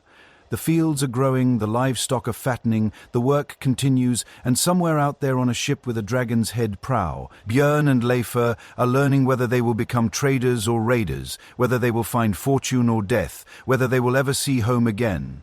The cycle turns. The sun begins its slow fall, summer. The barley is ready. Astritha knows it without even touching the stalks. She can see it in the way they bend in the wind, heavy with grain. She can see it in the color, that perfect golden brown. That means the kernels inside are plump and ripe. She can feel it in the air that shift from late summer to early autumn, when everything seems to pause and hold its breath before the rush begins. It is Hyanear now, the haymaking month, late July, bleeding into August, and every single person on this farm is about to work harder than they have worked since the planting. Because harvest season is not just about gathering food. It is about racing against time itself. Here is what most people do not understand about pre-industrial farming. Timing is everything, and the room for error is tiny. Harvest the barley too early and the kernels will not be fully grown. You lose yield, you lose nutrition. You might not have enough to survive winter. Harvest too late and the grain shatters from the stalks and falls to the ground, where it rots or gets eaten by birds and mice. You also risk rain, which can ruin a standing crop in hours. The window between too early and too late is maybe 10 days, 2 weeks at most. And during that window, you have to cut, bundle, dry, thresh, and store every bit of grain your family needs to survive the next 8 months. No pressure, right? Astritha stands at the edge of the barley field as the sun rises. The dew is still heavy on the stalks, making them too wet to cut, so she has maybe an hour before the real work begins. She uses that hour to mentally organize the workers. Sigritha and Hallvarðr's wife, her daughter-in-law, still getting used to being called that, will handle the cutting. They will use sickles, short curved blades with wooden handles, and that they will work in a rhythm. Grab a handful of stalks with left hand, sweep the sickle through them. With the right drop, the cut grain move forward. Repeat. Do that about 10,000 times and you have harvested one field. Young Nuta and Ragnhilda will follow behind, gathering the cut grain into bundles and tying them with twisted straw. Their backs will ache from the constant bending. Their hands will blister from the rough stalks, but they are old enough to work now, 13 and 8, and in a Viking household everyone works. The thralls will haul the bundles to the drying racks. These are wooden frames set up near the longhouse where the grain bundles can lean against each other, letting air move around and dry them out before threshing. This is back-breaking work, lifting, carrying, stacking all day long and under the August sun. And Astritha, she will watch over everything, fix problems and make choices, and probably end up doing whatever task is falling behind, because there are never enough hands for all the work that needs doing. Old Helga will stay at the longhouse, managing the cooking and keeping water available for everyone. Harvest work is drying. People need to drink always or they will collapse. Helga knows this. She has seen people drop from heat stress during harvest. She will not let it happen on her watch. The sun climbs higher, the dew dries. Astritha nods to the crew. Let us bring it in, she says. They move into the field like an army going to war, because that is what this is. A war against time, against weather, against the chance of failure. Sigritha swings her sickle in smooth, practiced arcs. She learned this as a child watching her mother, and now her muscle memory takes over. Grab, cut, drop, move. Grab, cut, drop, move. The rhythm is almost calming if you can ignore the ache in your shoulders and the sweat dripping into your eyes.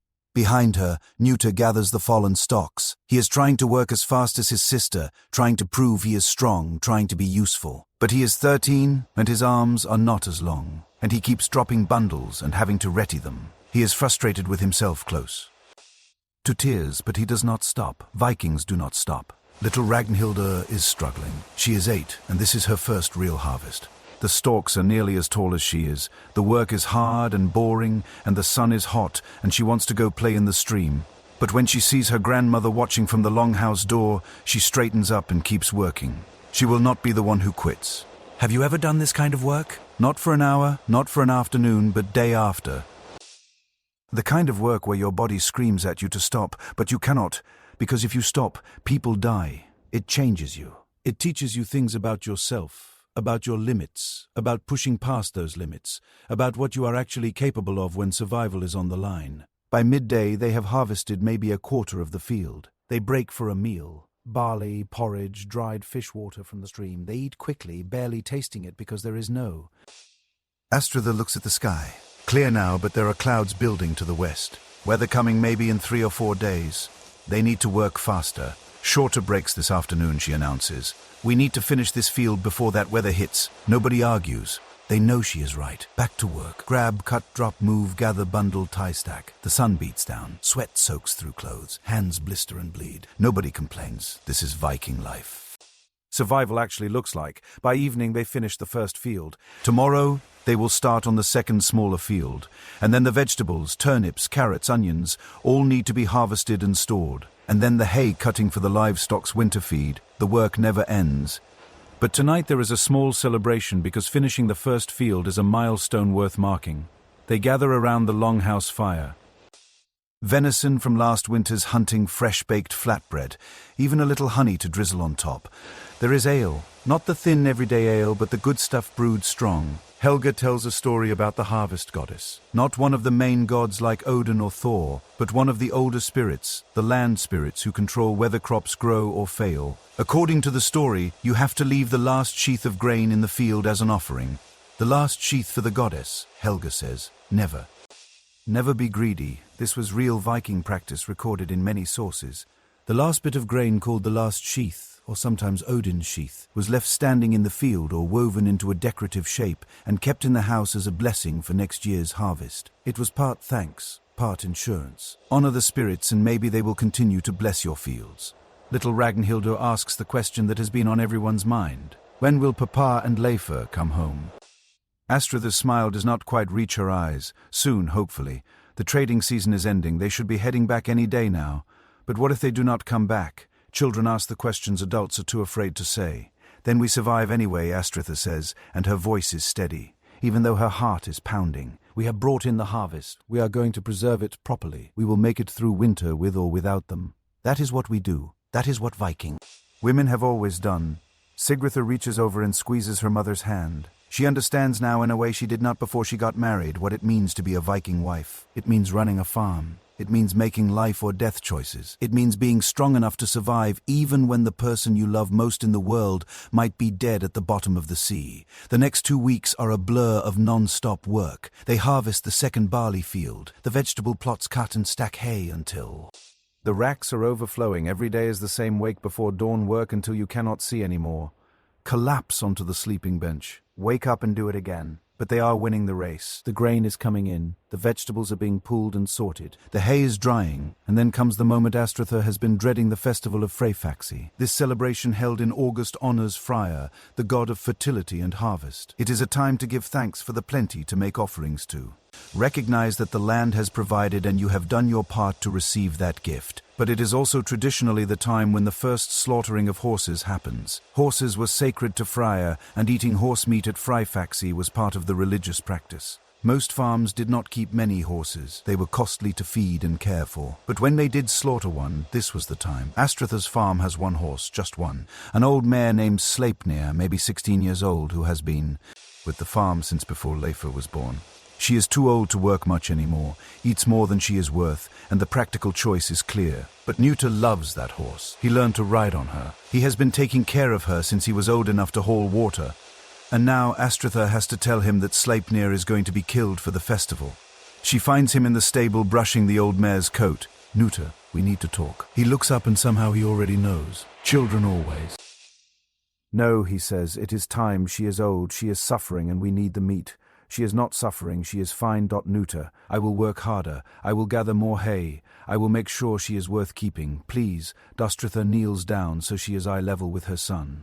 This is part of life here. Animals serve us. And when they cannot serve anymore, they give us one last gift. Their meat keeps us alive through winter. Sleipnir has had a good life. She has been treated well, and now she will help us survive. That is honorable. Wanting does not change what needs to happen.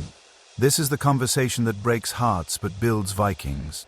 This is where children learn that feelings do not overrule need, that love does not excuse you from hard choices, that death is part of the cycle and you honor it rather than fighting it. The festival comes, the community gathers. Sleipnir is killed quickly with a prayer to Freyr, and her meat is shared. Among several households, Nuta does not attend the festival. He stays in the longhouse, silent and angry and grieving. Helga sits with him. She does not try to make it better. She just sits there, a quiet presence, letting him feel what he needs to feel. Your father had a dog once, she says eventually. When he was about your age, best hunting dog in the valley. But one winter we were starving, I mean truly starving, and we had to make a choice. Nuta looks up. He cried for days, Helga continues. But he also understood. And he never forgot that dog never stopped honoring what that animal gave him. Both the years of friendship and that final gift of survival.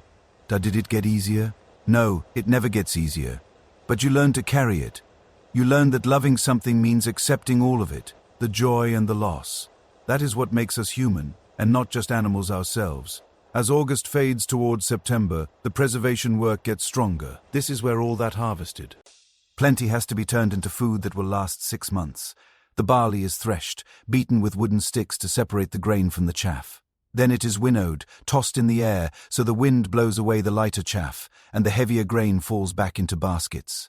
It is dusty, awful work that leaves everyone coughing and covered in grain dust.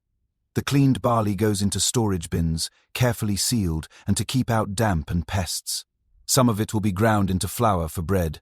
Some will be kept whole for porridge. Some will be malted and brewed into beer.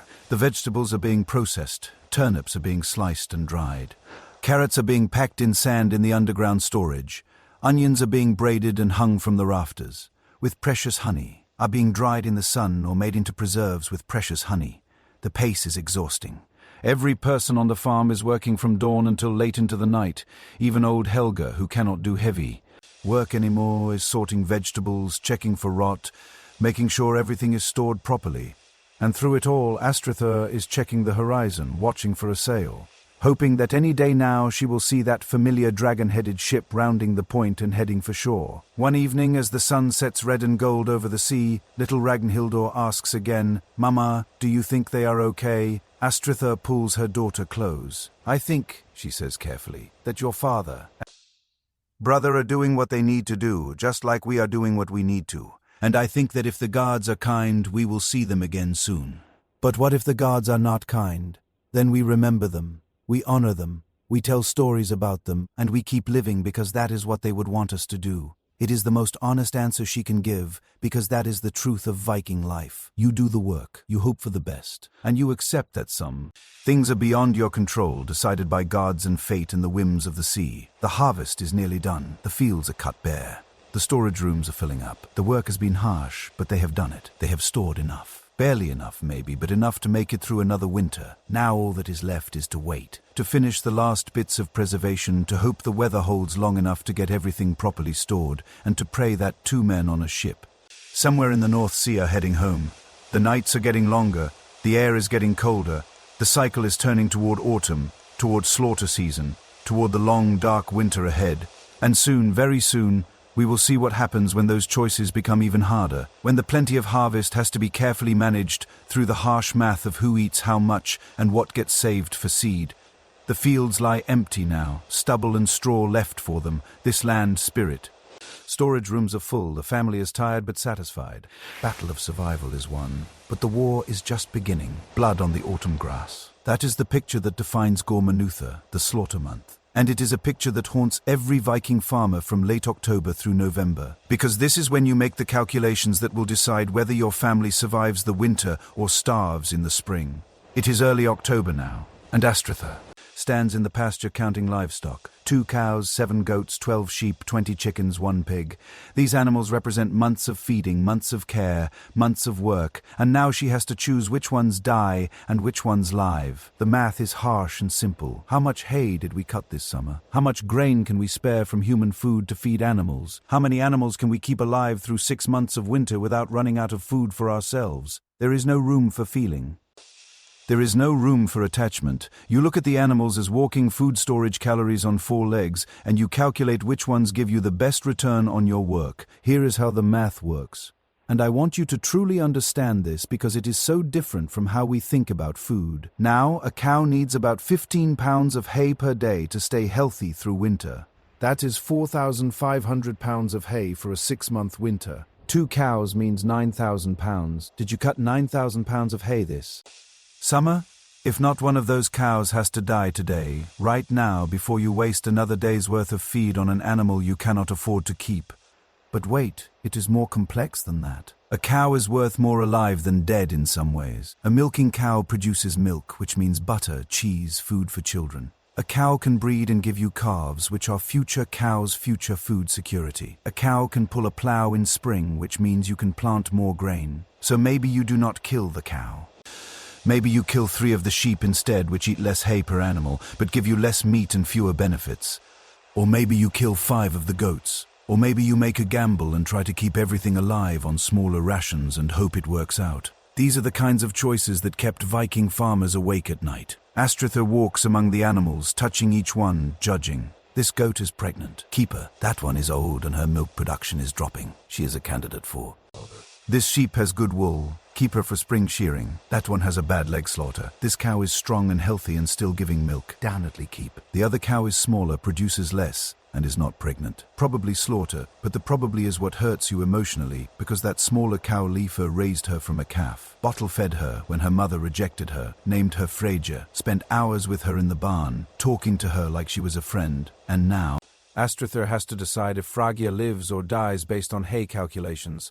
This is what I mean when I say Viking life was not romantic. It was practical to the point of heartbreak. She makes her list. 4 goats to slaughter, 3 sheep, 1 cow, yes, Freyja, the pig, about half the chickens.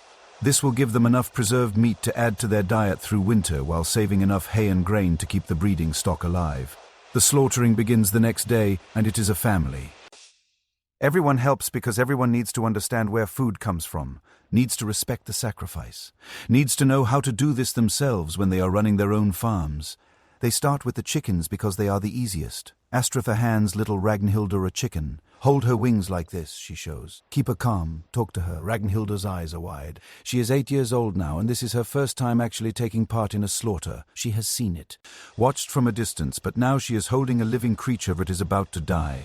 Why do we have to kill her? Ragnhildur asks. Because we need food to survive the winter, and she is food. That is her purpose. That is why we raised her, and we are going to honor that purpose by using every bit of her, the meat, the feathers, even the bones for soup. Astritha takes the chicken, speaks a quick word to the animal, not a prayer exactly, more like an acknowledgement, and makes... The chicken barely moves. See, Astritha says gently, it is fast. She did not suffer. That is important. We do not make them suffer if we can help it. Ragnhildur is crying quietly, but she is watching, learning. This is how you become a Viking adult, through these small deaths, these necessary cruelties, these lessons in survival. They processed 12 chickens that morning. By afternoon, the chickens are plucked, cleaned, and hanging in the cold storage area. The feathers are saved for pillows and warmth. The guts are set aside for the pigs. Oh wait, they are slaughtering the pig later. Well, for the dogs then, nothing wasted. The next day they move on to the goats. Goats are harder than chickens. They are bigger, more aware, more clearly animals with personalities. The 4 goats marked for slaughter include one that Nuta has been especially fond of. Not as attached as he was to Sleipnir, the horse, but fond nonetheless. He has learned his lesson from that loss. He does not argue, he does not beg. He just goes quiet, his face carefully blank, and helps his mother prepare. The male thrall does most of the actual killing. He is good at it. Quick, careful, and surprisingly respectful. Maybe it is because he understands what it is like to be powerless, to have your fate in someone else's hands. He kills the goats fast, lessening their fear and pain. Then comes the real work, processing the bodies. And this is where Viking skill really shows. The blood is caught in wooden buckets. This is not wasted. It will be mixed with fat and oats to make blood sausages. Vikings ate blood sausages often. High in iron, high in protein, and they use the intestines as skins. So again, nothing wasted. The hide is carefully removed and set aside for tanning. Good leather is valuable. You can make shoes, bags, straps, clothes. A well-tanned goat hide could be traded for other goods. The meat is cut into sections. Some will be eaten fresh in the next few days, a rare treat of fresh meat before winter sets in, but most of it needs to be preserved right away. Remember the preservation methods we talked about earlier. Now you are going to see them in action. Some of the meat is heavily salted and packed into barrels. The salt pulls out moisture and creates an environment where bacteria cannot survive. This meat will last months, though it will be very salty and tough. Some is being smoked. They have set up a smoking rack in a small outbuilding and keeps a fire going with green wood and birch, which give a good taste. The meat hangs in the smoke for days, slowly drying and taking on that smoky flavor while the smoke compounds preserve it. And some, this is the part that always surprises people, is packed in sour whey. Remember how we talked about this before?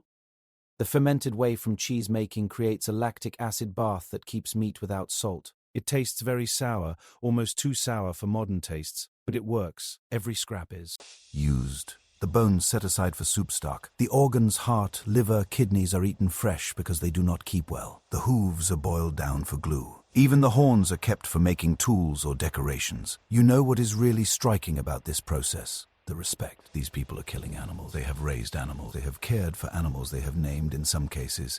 And they are doing it with honor. They are not cruel. They are not wasteful. They are acknowledging that these animals are giving their lives so humans can survive, and they are honoring that gift by using everything. Compare that to how we treat industrial meat production now. We do not see the animals. We do not know their names. We waste huge parts of them. We are completely disconnected from the reality of what meat actually is. A life traded for a life. The Vikings could not afford that distance. They lived too close to the edge. 3 days into the slaughter month, they get to.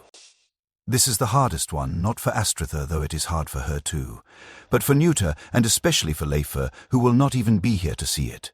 He is still out there somewhere with Björn, hopefully alive, hopefully on his way home, completely unaware that his childhood friend is about to be killed.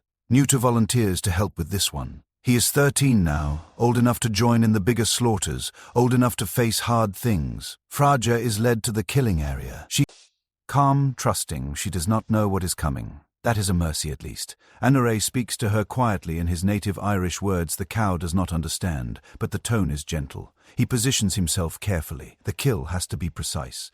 One strike the base of the skull with a heavy hammer, followed right away by cutting the throat to drain the blood. Done right, the animal dies at once. No pain, no fear. Anna raises the hammer. Nuta looks away. The hammer falls. Fraja drops. Is cut. Blood flows into the waiting buckets. It is over in seconds. Nuta is crying now silently, but he is helping. He is holding the buckets. He is learning. This is the cost of survival. This is what it means to eat meat. This is reality. Processing Freyga takes the entire day. A cow is huge, maybe 800 pounds. That is hundreds of pounds of meat, plus the hide, the bones, the organs. everything. The best cuts are eaten fresh over the next week. This is a feast time, actually, late October. Early November, when fresh meat is plenty because of all the slaughtering. People eat well during Gormanutha. It is the last good eating before the long-preserved food winter sets in. The festival of Vetonita Winter Nights happens on October the 31st. This marks the official end of the harvest season and the start of winter. It is also a night when the veil between the worlds is thin, when ancestors can visit when magic is strong. The whole community gathers for a feast. Every farm gives some of. There is beef, pork, goat, mutton, chicken, more meat than they have seen in months. There is fresh baked bread. There is ale flowing freely. There is music and stories and laughter. But under the celebration there is something darker. This is the goddess Hel's night healer who rules over the dead, who waits for everyone eventually. The Vikings thought that on this night the dead could return to share in the feast. Old Helga sets out a plate of food and a cup of ale for the spirits of the for her husband dead 15 years now, for her children who did not survive to adulthood, for ancestors going back generations. They are still part of the family, she explains to Ragnhildur. They watch over us, they guide us, we honor them by remembering.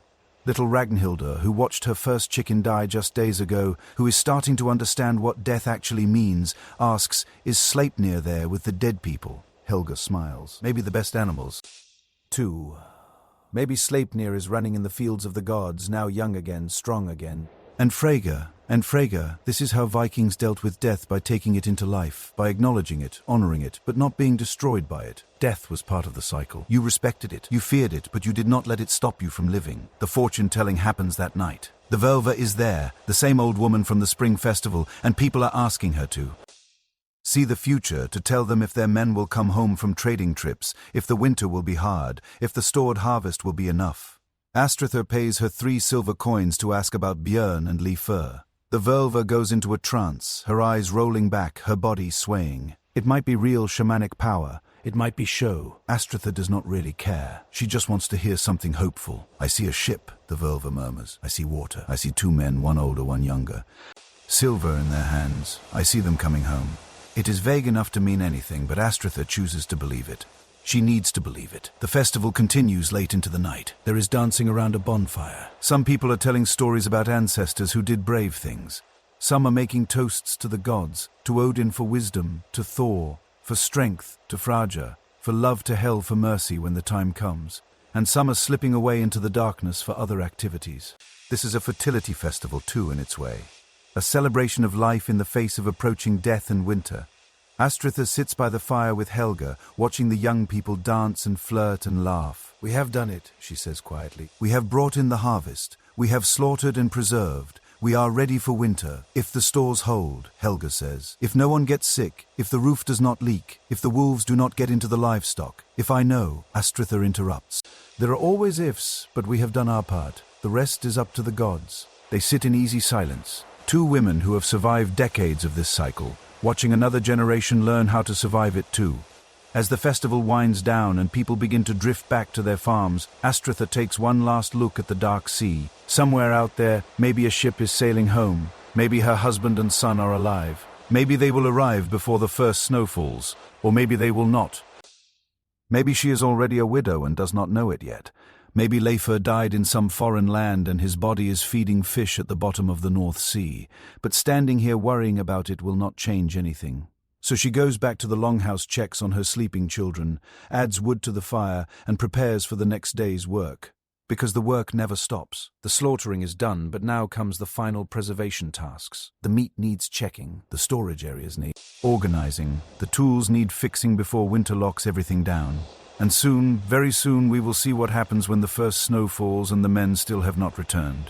When Astrithr has to make the hardest choice of all, how long do you wait before you accept that they are not coming back? The nights are cold now. The days are short. The slaughter month is ending, giving way to the winter months. The blood on the grass is frozen. The meat hangs and looks in the cold storage. The survivors, both human and animal, settle into wait for spring. The cycle continues. It always does. A sail on the horizon. Ragnhildur sees it first. She is down by the shore collecting driftwood for kindling when she spots the dark shape against the grey of ember sky.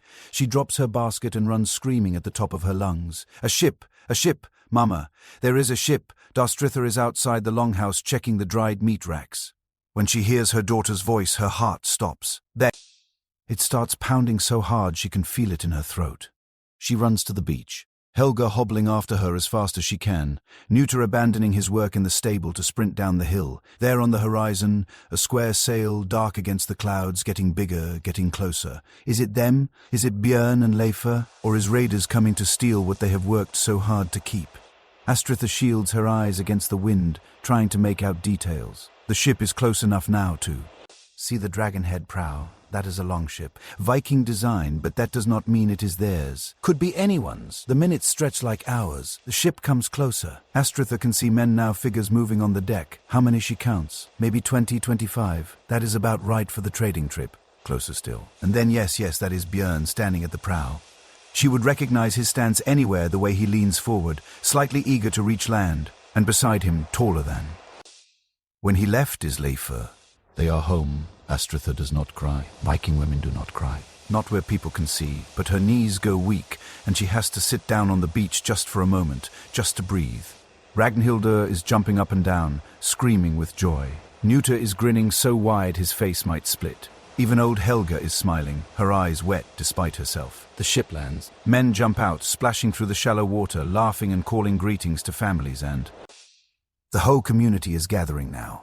Women and children running down from the farms, dogs barking, chaos and joy and relief mixing together in a tangle of noise. Björn wades through the water and sweeps Astritha into his arms, lifting her off her feet despite the fact that he is soaking wet and probably has salt-crusted clothes that smell like fish and sweat and the sea. "We made it," he says into her hair.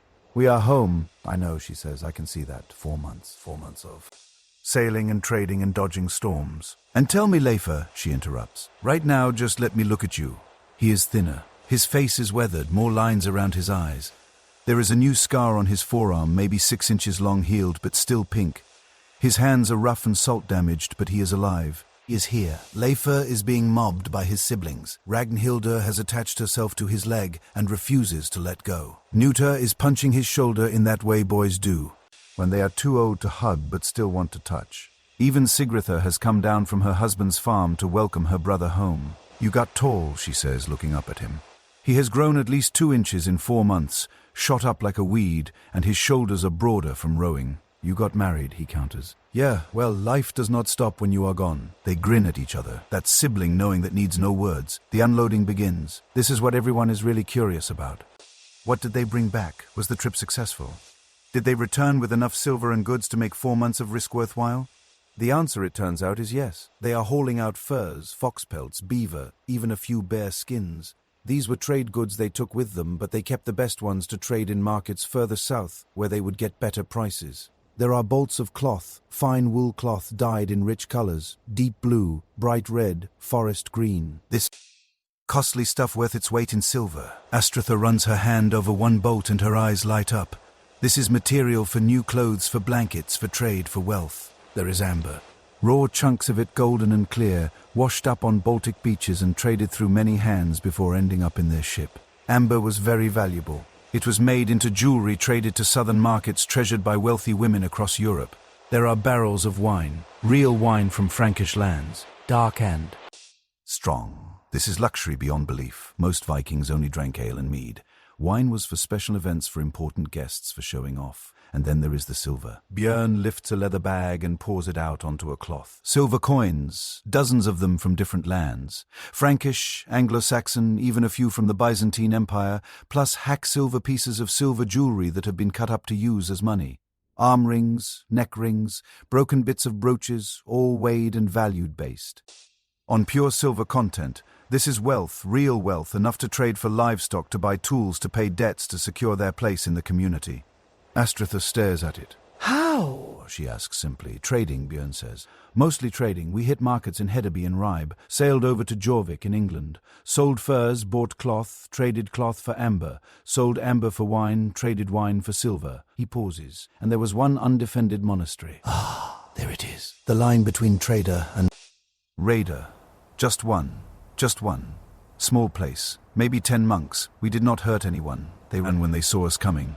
We took what we could carry, mostly silver church items. Some manuscripts we can probably sell to collectors, a few relics. This was standard Viking practice. You would spend most of your trip trading legitimately, and then if you happened to come across an easy target, an undefended church, A merchant ship sailing alone, a coastal village, you would take advantage. The line between commerce and theft was unclear at best. And here is the thing, the Vikings did not see anything wrong with this. Churches were rich. Monks did not fight back. Why would you not take their wealth? They saw it as chance, not crime. The modern view is obviously different. We see it as theft, as violence, as religious persecution. But understanding the Viking view does not mean agreeing with it. It means seeing that they operated under a completely different moral system. That night, the Longhouse is packed. Not just Björn's immediate family, but neighbors, friends, anyone who wants to hear the stories. This is how Vikings did things. You went on a trip, you came back, you told everyone what happened, and the telling was as important as the doing. The fire is built high. There is fresh meat roasting some of the slaughter from last month, saved for times like this. There is ale flowing. Someone has brought out a lyre, and there is music in the background. Björn stands near the... We left at dawn on the 10th day of Solmanutha. He begins using the formal saga-telling voice. The sea was calm, the wind was good, the gods were smiling. We sailed south along the coast, staying in sight of land, watching for rocks and sandbars. The audience leans in. Even though some of them were on the trip and know the story, they want to hear it told properly. Stories are how Vikings make sense of their experiences, how they turn random events into clear story. How they create meaning. 3 days out we hit a storm, Björn continues. Waves like mountains, wind that could tear the sail right off the mast. We thought we were dead. Thought the sea would take us all. He describes it vividly. The ship pitching and rolling, men hanging on for their lives, bailing water as fast as it came, the absolute terror of knowing you might drown at any second. But we made offerings to Enyertha and Ron, he says. We threw silver over the side, begged for mercy, and... Storm passed, the sea calmed, we survived. Was it the offerings that saved them, or just luck or skilled sailing? It does not really matter. What matters is the story, and in the story the gods answered their prayers. He tells about the trading in Hedeby, a huge Viking trading town in what is now northern Germany. Thousands of people from all over the known world trading everything imaginable. The noise, the crowds, the exotic goods from places they had never heard of. I saw a man from the Byzantine Empire, Leifr adds, unable to hold back. He had robes of silk, real silk, and he spoke a language that sounded like music, and he was trading spices, actual spices from the east. I tasted something called cinnamon. It was like nothing I have ever had. The audience murmurs wonder. Most of them will never see these things, never travel further than the next valley. But through these stories they can imagine. They can experience the wider world secondhand. Björn tells about the monastery raid. He does not make it sound great, but he does not apologize either. It was a chance. They took it. The monks were unharmed. End of story. What he does not mention, what Leifr will tell Nuta privately later, is the moment of doubt Leifr felt standing in that church, looking at the scared faces of the monks holding a silver cross. That was probably all they had of value. Leifr wondered for the first time if this was right, if taking from people who had done nothing wrong was something he wanted to be part of, but he took the cross anyway because that is what Vikings did, and the doubt passed mostly. The storytelling continues late into the night. Other men from the trip add their own versions, their own details. It is shared memory-making. Each person adding pieces until the whole trip exists as a shared story. There are funny stories, too. Like the time one of the crew members, a young guy named Jari, got drunk in a Frankish tavern and tried to fight 3 local men. He lost badly, woke up in a big ditch with a black eye and no pants and had to sneak back to the ship half naked. Everyone laughs at this. Jari, sitting in the corner, nursing his ale, laughs too. It is a good story. He will be telling it for years. As the fire burns lower and people start to drift off to sleep, some heading home, some just curling up on the benches in the longhouse because they are too drunk or too tired to walk. Astritha and Björn finally have a moment alone outside. She asks, not the stories, the real version. He is quiet for a moment, harder than I remembered. I am getting old, Astritha. I am 45. There were moments when I thought my heart would give out from the rowing. My back hurt every day. I cannot do this many more times. Then do not. We need the silver. We need you alive more than we need silver. He pulls her close. This might be my last trading trip. Let Leifr take over. He is ready. He did well out there. Strong, smart, respected by the crew. He is ready to lead. Astritha thinks about her son, still only 20 years old, taking command of a ship full of men twice his age. It terrifies her. But it is the Viking way. You grow up fast or you do not grow up at all. How much longer can we do this? She asks quietly. How many more winters of survival math? How many more times saying goodbye wondering if you will come back? How many more years of this endless cycle until we cannot anymore? That is how long. We keep going until our children can take over, and then they keep going until their children can take over. That is how it works. That is how it has always worked. She knows he is right, but knowing does not make it easier. Inside, old Helga is telling Ragnhilda the story about her own husband, dead 15 years now in his trading trips. He went to Dublin once, she is saying, brought me back a bronze pin from Ireland. I wore it every day until he died. Then I buried it with him so. He would have something of mine in the next world. Ragnhildur is almost asleep, her head on her grandmother's lap. Will Papa keep going on trips? She asks sleepily. Probably not many more, Helga says, but Leifa will. And someday maybe your husband will if you marry a trader. I do not want to marry a trader. I want to stay here and not worry. Helga laughs softly. We all want that little one, but wanting and getting are different things. The longhouse settles into sleep, bodies. Family, friends, crew members too drunk to walk home, all tangled together in the warmth and smoke. Tomorrow they will share the trade goods properly, settle accounts, figure out who owes what to whom, but tonight is just for celebration, for stories, for being grateful that most of them made it home. Most, not all. 2 men did not come back. One died of fever somewhere in Frisia. Another fell overboard during the storm and could not be reached in time. Their families will grieve. Their shares of the silver will go to their widows and children. Life goes on outside. The first snow is starting to fall. Just a few flakes drifting down through the darkness. Winter is here officially and completely. The door is closed. The fire burns. The year is turning toward Jol, toward the longest nights, toward the final test of whether their preparations were enough. But right now, in this moment, there is plenty. There is meat in the stores and silver in the chest and men home safe. Stories to tell. For now, it is enough. The cycle continues as it always does. The travelers return, the stories are told, and the treasures are shared. The community comes together to celebrate survival and mourn loss and prepare for what comes next. And what comes next is the deepest darkness of the year, when the gods are closest and the dead return and everything feels held between worlds. When the longest nights demand the biggest celebration just to prove that light still exists somewhere. But we will get there soon enough. Right now there is sleep and warmth and the sound of breathing all around. Proof of life in the midst of winter, darkness at midday. That is what December feels like this far north. The sun barely crawls above the horizon. Just a weak orange glow for a few hours and then it is gone again, leaving behind this endless twilight that makes you forget what real daylight looks like. It is December 20th, the winter solstice, the longest night of the year. And for Vikings, this is the most important moment in the whole calendar. Welcome to Jol, or as they called it in Old Norse Jol. Björn has been preparing for this for weeks. Not just him, the whole community. Because Jol is not a single night. It is a festival that lasts 12 full days from December 20th through January 1st. 12 nights of feasting, drinking, storytelling, ritual, and celebration designed to do one thing. Prove to the darkness that it has not won. That light still exists. That human still. Have hope. Think about what it means to live in Scandinavia in December without electricity, without artificial light, with the sun showing up for maybe 4 hours a day, weak and distant. The darkness is crushing. It is heavy. It seeps into your bones and makes you wonder if the sun will ever really come back, or if this is it, if the world is sliding into endless night. And that is why Jol matters. It is not just a party, it is a mental need. It is humans shouting into the emptiness. We are still. We are still alive, we refuse to give up. The preparation started days ago. Astritha has been brewing special ale stronger than the everyday kind, flavored with juniper berries and honey. This is sacred ale used for toasts to the gods. You do not drink this casually, you drink it with purpose. The longhouse has been cleaned more completely than any other time of year. Every surface scrubbed, fresh straw on the sleeping benches, new rushes on the floor. The hearthstones have been ritually. Why? Because during Jol, the line between the living world and the spirit world fades. The gods are close. The dead can return, and you want your house to be worthy of divine visitors. Old Helga has been baking for 3 days straight. Not just regular bread, but special Jol bread rich with butter and honey, flavored with costly spices from Björn's trading trip. There are also cakes made with the last of the summer berries kept in honey, mixed with nuts and grain. This is food you only eat once a year. Food that reminds everyone that even in the darkest times, sweetness still exists.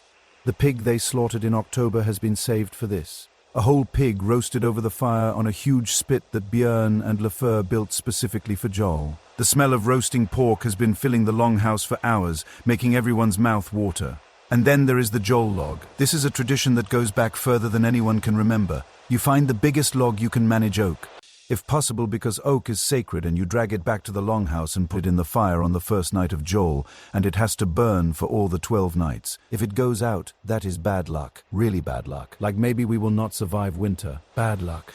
Björn and Leifur spent an entire day picking the log, cutting it and dragging it back on a sledge. It is huge, maybe 6 feet long, 3 feet thick. When they feed it into the fire pit, it takes up almost the whole hearth, but it will. Burn slow smouldering more than flaming, and if they tend it carefully it will last the full 12 nights. The first night of Joel begins at sundown, which means around 3 in the afternoon this time of year. The family gathers. Extended family too. Sigrither and her husband Hallvarder, some cousins from nearby farms, friends, everyone who can make it through the snow to be here. The longhouse is packed. Maybe 40 people crammed into this space that already felt crowded with 30. But nobody minds. The more people, the more warmth. The more life pushing back against the death and darkness outside. Björn stands at his high seat in his place as head of the household and begins the ritual.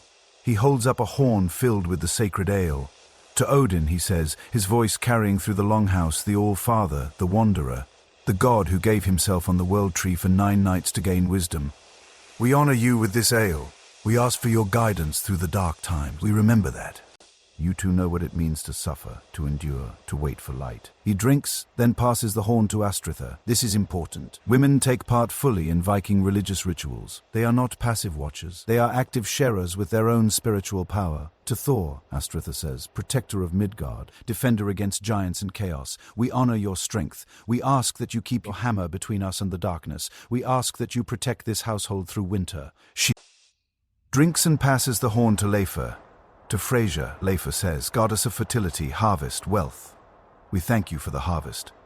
Is that why you're thanking me for full storage rooms? We ask that you remember us when spring comes and the planting begins again. Around the circle it goes. Each person offers a toast to a different god or goddess. To Freya, god of fertility and peace.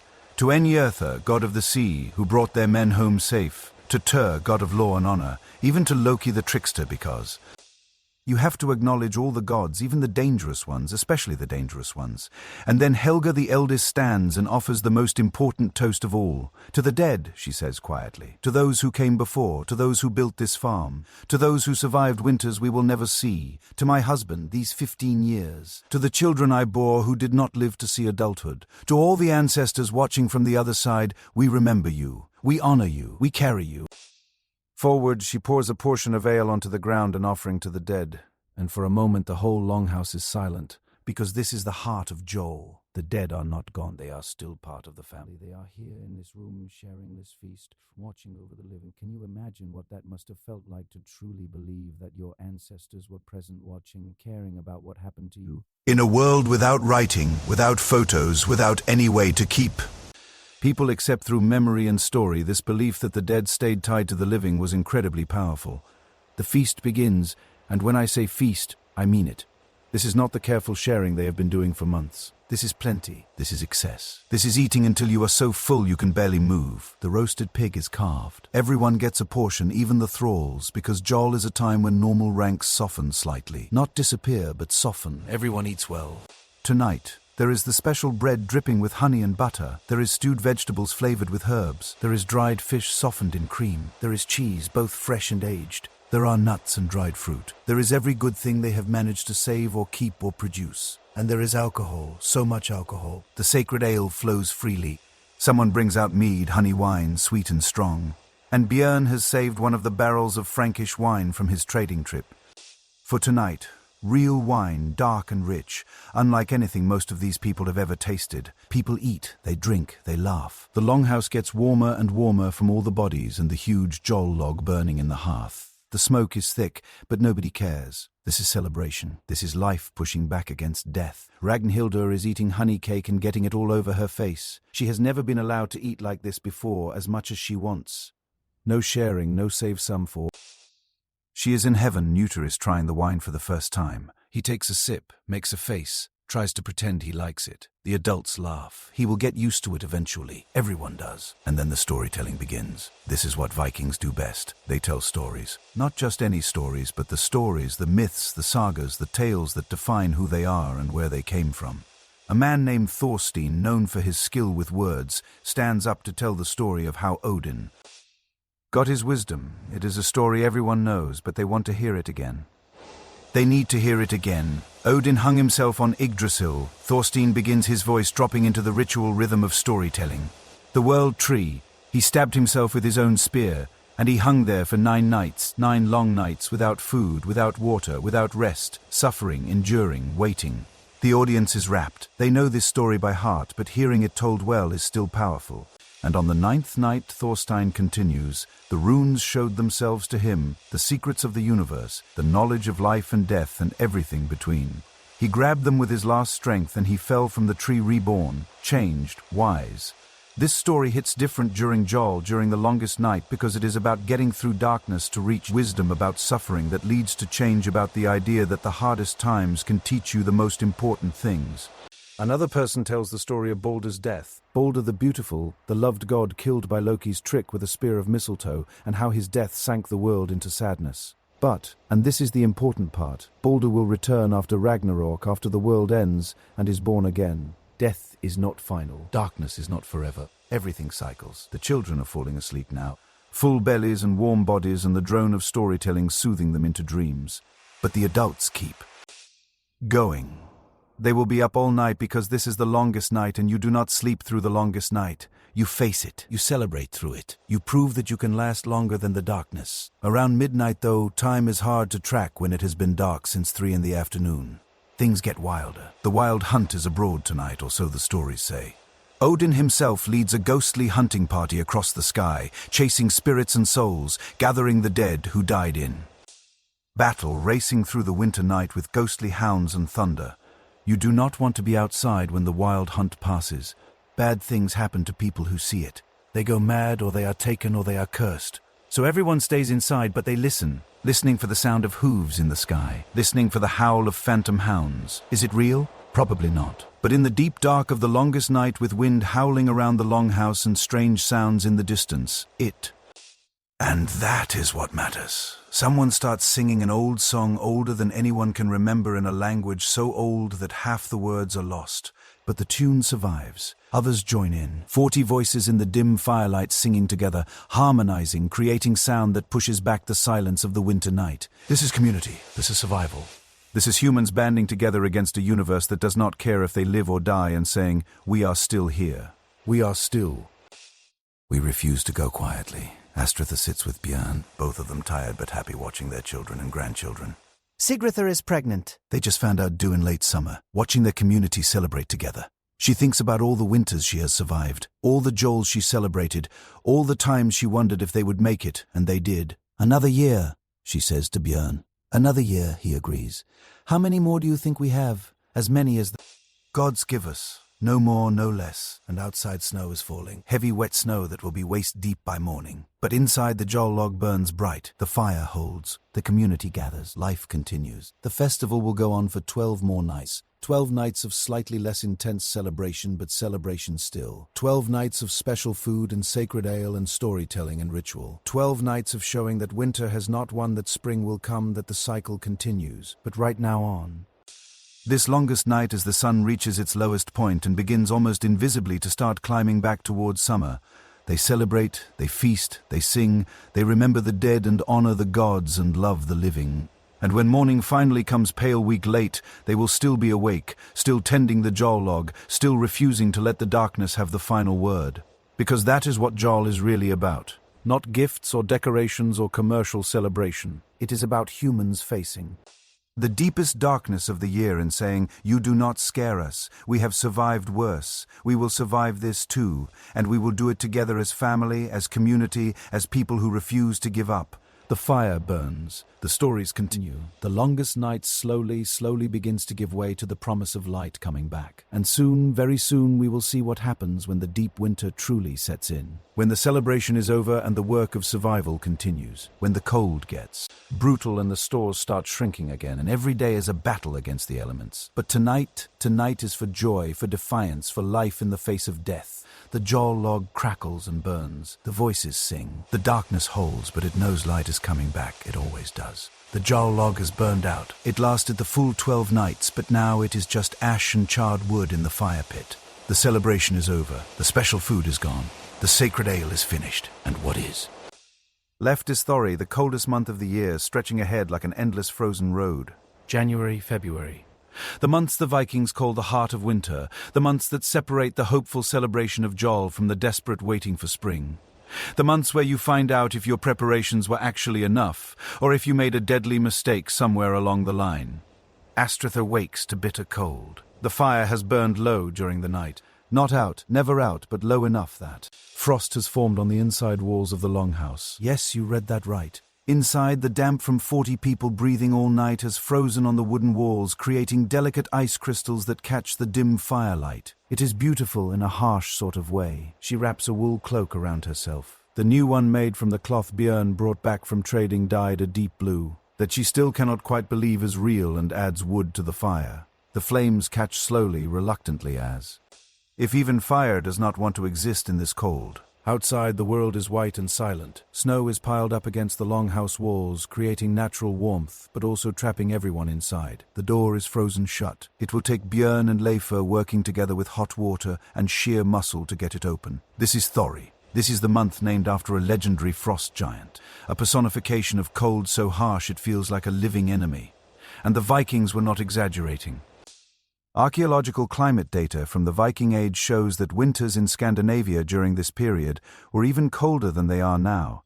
We are talking average temperatures well below 0 degrees Fahrenheit, with extreme cold snaps that could drop to -30 or 40 without modern heating, without insulated buildings, without electric lights or weather reports or emergency help. Just you, your family, your fire, and your will to survive. The daily routine during Thori is different from the rest of the year. There is no farm work to do. Everything is frozen solid. No traveling. The roads are impossible. No big projects that require going outside. Life shrinks to the inside of the longhouse, to the space within arm's reach of the fire. So what do people do when they are trapped inside for weeks at a time with nothing useful to occupy their hands? They make things. They tell stories. They go slowly crazy from cabin fever, sometimes all three at once. Astritha has set up her vertical loom again. There is always weaving to be done, always thread to be spun, always cloth to be made. And weaving is calming work. The repetitive motion, the steady progress, the clear result. It keeps your hands busy and your mind from dwelling too much on the cold, the darkness, the closed-in feeling. The female thrall Signy sits beside her with a drop spindle spinning raw wool into thread. They work in friendly silence, which is its own kind of miracle. 6 months ago, Signy hated Astritha with every fiber of her being. But 6 months of working side by side, of surviving winter together, of shared suffering creates strange bonds, not friendship, let us be clear. Signy is still enslaved, still property, still powerless. But there is a mutual respect now, a recognition that they are both women trying to survive in a harsh world, even if their situations are very different. Over by the fire, Björn is carving. He is working on a new chess set. The Vikings played a game called Sneffatafel, similar to chess, but with different rules. The pieces are carved from bone and antler, and Björn has been working on this set for 3 winters now, adding pieces slowly, perfecting each one. It is something to do with his hands, something to focus on besides the cold and the waiting. Leifur is fixing fishing nets. Even though he cannot use them right now, the rivers are frozen solid. They will need to be ready when the ice breaks in spring. He sits cross-legged on a bench, working thread through holes, his fingers cold. And clumsy but steady. Young Nuta is supposed to be practicing his reading. Yes, reading. Some Vikings could read and write runes, though reading was not common. Nuta is learning the runic alphabet, carving practice runes into flat pieces of wood. It is slow work, and he would rather be doing literally anything else. But Björn insists you need to be able to leave messages, he says, to mark property, to record debts and deals. Knowledge is power even here. But Nuta's attention keeps drifting to the corner where old Helga is telling stories to Ragnhildr and a couple of neighbor children who are visiting. This is the real teaching. This is where Viking culture actually gets passed on. Helga's voice carries through the longhouse, rough with age, but strong with the sureness of someone who has told these stories 1,000 times. There was a farmer named Agiet, she begins, and everyone perks up because Agiet stories are always good. And Agiet had a neighbor who kept stealing. Every time Agiet went to count his flock, there were fewer, so Agiet set a trap. The children lean in. Even the adults who are pretending to work are listening. He marked one sheep with a special dye that would not wash off. And sure enough, 3 days later that sheep showed up in his neighbor's flock. So Agiti went to the thing, the assembly where legal matters are settled, and he brought witnesses who could swear they had seen him mark the sheep. This is how Vikings taught law. Not through dry legal papers, but through stories about real people in real situations. The neighbor tried to lie, Helga continues. Said he had bought the sheep from a trader. But Agit had witnesses, and in Viking law, witnesses are everything. The neighbor was found guilty, fined 3 times the value of all the sheep he had stolen, and shamed in front of the whole community. And shame for a Viking is worse than any fine. Ragnhildur asks the question that is bothering her. But what if he did not have witnesses? What if no one saw him mark the sheep? Helga smiles grimly. Then it would have come down to oaths. Each man would swear on his honor that he was telling the truth, and then the community would decide who they believed based on reputation. That is why reputation matters so much. Your word has to be worth something, or you have nothing. This is Viking justice in a nutshell. No police, no courts in the modern sense, just community agreement, witnesses, oaths, and understanding that your name is your most valuable possession. The stories continue through the day. Helga knows hundreds of them. Myths about the gods, sagas, about famous heroes, legends about local families, warning tales about people who made bad choices. She is a walking library, and she knows that when she dies, these stories die with her unless she passes them on. That is the weight of an oral culture. Everything depends on memory. Everything depends on repeating. If no one learns the story, it is gone forever. As afternoon darkens into evening, which happens around 2 o'clock in the afternoon this time of year, the mood in the Longhouse shifts. People are getting restless, annoyed. The walls feel like they are closing in. Tempers are short. Newta and Ragnhildur get into an argument about something silly who gets to sit closer to the fire. Maybe it gets worse. Newta shoves her. She shoves back harder. He raises his hand to hit her. Björn's voice cuts through the tension like Anne. Outside, Björn says, both of you fetch more firewood from the shed, but it is freezing. I know. Go anyway. You need to cool down, literally. They bundle up in every piece of clothing they own and struggle to open the door. The cold hits them like a physical blow. They are back inside within 5 minutes. Their faces red, their anger completely forgotten, just desperate for warmth. This is what Björn knows. Sometimes the only cure for cabin fever is the harsh dose of truth. A reminder that however cramped and annoying the Longhouse is, it is heaven compared to being outside in the killing cold. The long evenings are when the best storytelling happens. When the work is done, and the children are fed, and everyone is sitting around the fire waiting for sleep that will not come because it is only 5 in the afternoon, and your body knows it is not bedtime, even though it is dark. That is when Leifr speaks up. Tell the story about how the world ends. Helga looks at him carefully. Ragnarok, you want that one? Yes, I want to understand it. Helga settles back thinking. This is one of the big ones, the story that explains everything. Why the world is the way it is, why suffering exists, what happens when everything falls apart. The world ends in fire and ice. She begins. The Fimble winter comes first. 3 years of winter with no summer in between. Snow from every direction, freezing cold that kills everything. The sun and moon are eaten by wolves. The stars fall from the sky. Have you ever sat in the dark in the middle of winter and listened to a story about the world ending in endless winter? The line between myth and reality gets pretty blurry. The bonds that hold the monsters break. Helga continues. Fenrir the wolf breaks free from his chains. Jörmungandr the world serpent rises from the sea. Loki escapes his prison and they lead an army of giants and the dishonored dead against the gods. The children are wide-eyed. Even the adults are caught up. The gods fight bravely. Odin faces Fenrir and is swallowed whole. Thor kills the world serpent but dies from its poison. Freyr fights. Surtur the fire giant without his magic sword and falls. One by one the gods die. The world burns. The seas swallow the land. Everything ends. The silence is heavy, dark, crushing. And then Ragnhildur asks the important question. But then what? Helga smiles. Then the world is born again. The earth rises from the sea. Green and fresh. A new sun appears in the sky. A man and a woman who hid in the world tree come out to fill the earth again. Some of the gods return. Baldur comes back from the dead and Odin's sons survive. Life begins again. Different, but still life. This is the brilliance of Norse mythology. It does not promise that things will be okay. It promises that things will end badly and completely. But it also promises that ending is not final, that after destruction comes renewal, that the cycle continues. For people living through winters that felt like the world ending, this story had real power. The nights blur together. One day is the same as the next. You wake up, tend the fire, eat a small meal of porridge and dried fish. Work on something with your hands, tell stories, eat another small meal, work some more, tell more stories, eventually sleep, wake up, and do it all again. The food stores are getting clearly lower. They are still okay. Astritha calculated well, but there is that subtle shift from we have enough to we need to be careful. Portions get slightly smaller. The ale gets more watered down. The time between meals gets longer. Nobody complains. This is just how it is. You made it through Jol with plenty with shortage. It is the trade-off. It is the cycle.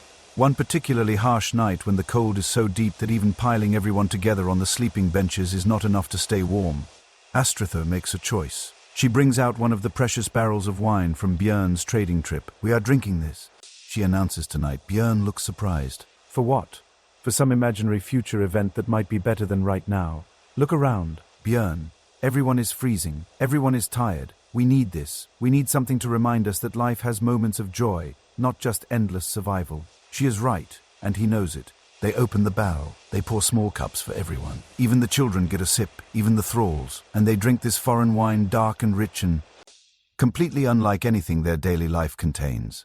It does not make them warm, not really, but it makes them feel warm, it makes them smile. It makes them remember that somewhere in the world there are places where people grow grapes in the sun and make wine and live lives that do not involve 6 months of brutal winter. And that reminder, that knowledge that this is not all there is, that is worth more than saving the wine for later, as Thori slowly, painfully, slowly gives way to Goy. Last month of winter, people start to hope again. The days are getting longer bit by bit, but noticeably. The sun stays up an extra minute each day. It is not much, but it is something. The conversations shift from pure survival to careful planning. When the ice breaks, we will need to fix the fishing wheels. When spring comes, we should grow the barley field. When the snow melts, we need to check the roof for damage. When, not if. When. That is the difference hope makes, but we are not there. Yet, right now, we are still in the deep cold, the dark days. The time when all you can do is hold on and wait and tell stories to remind yourself that spring is a real thing that actually exists and will come again. Outside the world is frozen and dangerous. Inside the fire burns, the stories continue. The community endures. And very soon now, we will see what happens when the door finally opens and people can step outside into fresh air and sunlight and space. When the world wakes. Up and the cycle begins all over again. The darkest days are passing. Light is returning. The wheel is always turning. Noticed it 3 days ago, but did not say anything. There is a section near the back of the longhouse, close to where the livestock are kept, where the packed earth floor sounds hollow when you step on it. Different from everywhere else, like there is empty space underneath. He has stepped on it maybe 100 times over the winter. But today, maybe because he is bored, maybe because he is curious.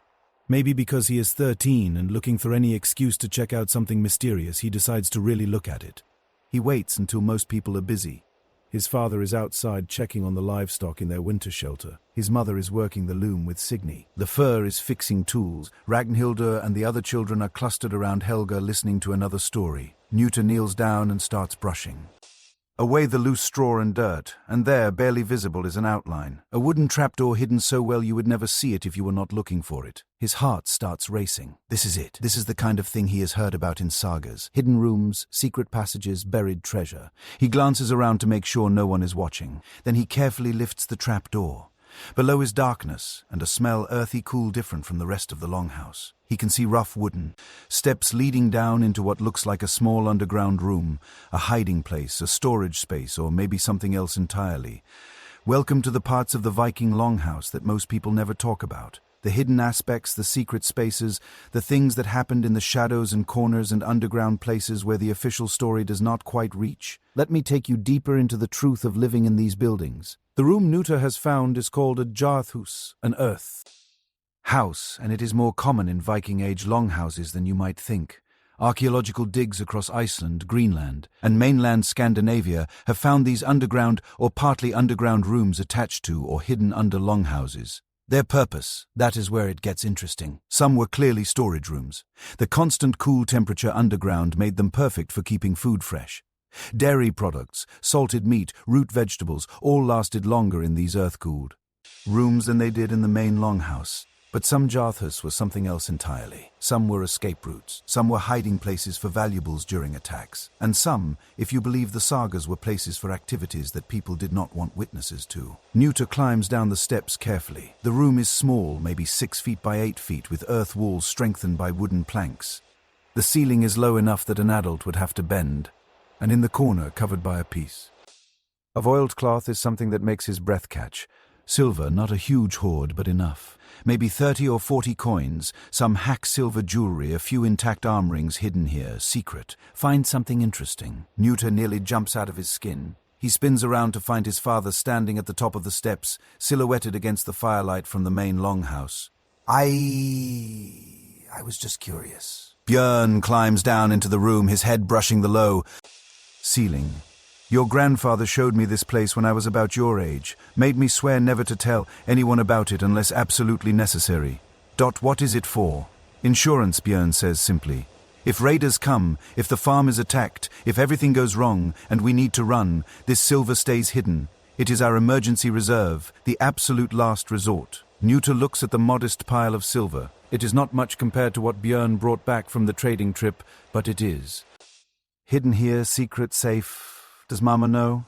Of course your grandfather told us both, and now you know. But Lefeur does not. Not yet. I was waiting for the right time. By tell me first. Björn considers this. Because you are the one who found it. Because curiosity is a valuable trait if you mix it with caution. And because you need to understand something. Every family has secrets. Every household has hidden spaces. This is just one of them. They climb back up. Björn shows Nuta how to. Replace the trapdoor so it is completely invisible again. How to scatter straw and dirt so no one can tell it has been moved. How to keep a secret. And then they go back to their daily tasks as if nothing happened. Because that is how secrets work in a longhouse where privacy is impossible. You create it on purpose through silence and discretion and simply not talking about certain things. But the Jarthus is not the only hidden part of this longhouse. Let us talk about the spaces that served. Purposes the sagas barely mention. At the far end of the longhouse, there is a small divided area that the family refers to as the Dingja, the women's room. It is mentioned in the sagas sometimes, like in Brenwengel's saga, chapter 44, where it is described as a place where women gathered to do textile work, but it was more than that. It was one of the only spaces in the whole longhouse where women could gather without men present, where they could talk freely, where they could make choices. About things that were supposed to be men's choices. Astritha is in the Dingja now with Sigritha, Helga and Signy. They are working on textile making. Yes, there is always spinning and weaving to be done, but they are also talking, really talking. How are you feeling? Astritha asks Sigritha, glancing at her daughter's belly. She is 4 months pregnant now, starting to show tired all the time. Sick in the mornings, terrified constantly, Mom. That is normal. What if something goes wrong? What if... The baby does not? Helga interrupts gently. Every woman who has ever had a child has had these exact thoughts. Fear does not help. Knowledge does. So, let me tell you what to expect. And there, in the dim light of the Dingja, Helga begins teaching Sigritha the things she needs to know. How to recognize the signs of labor, what position to give birth in, how to cut the cord, how to tell if the baby is healthy, how to handle the bleeding afterward, how to manage if things go wrong. This knowledge that was never written down, never formally recorded. It was passed from woman to woman, mother to daughter, grandmother to granddaughter in private spaces like this. And if the chain broke, if a woman died before passing on the knowledge, that wisdom was lost.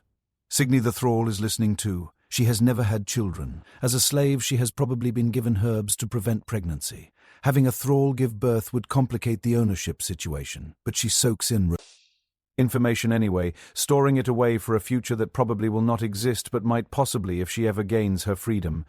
The hardest part, Helga says quietly, is after if the baby dies, if you lose the baby. 1 in 3 does not survive the first year. You need to be ready for that chance.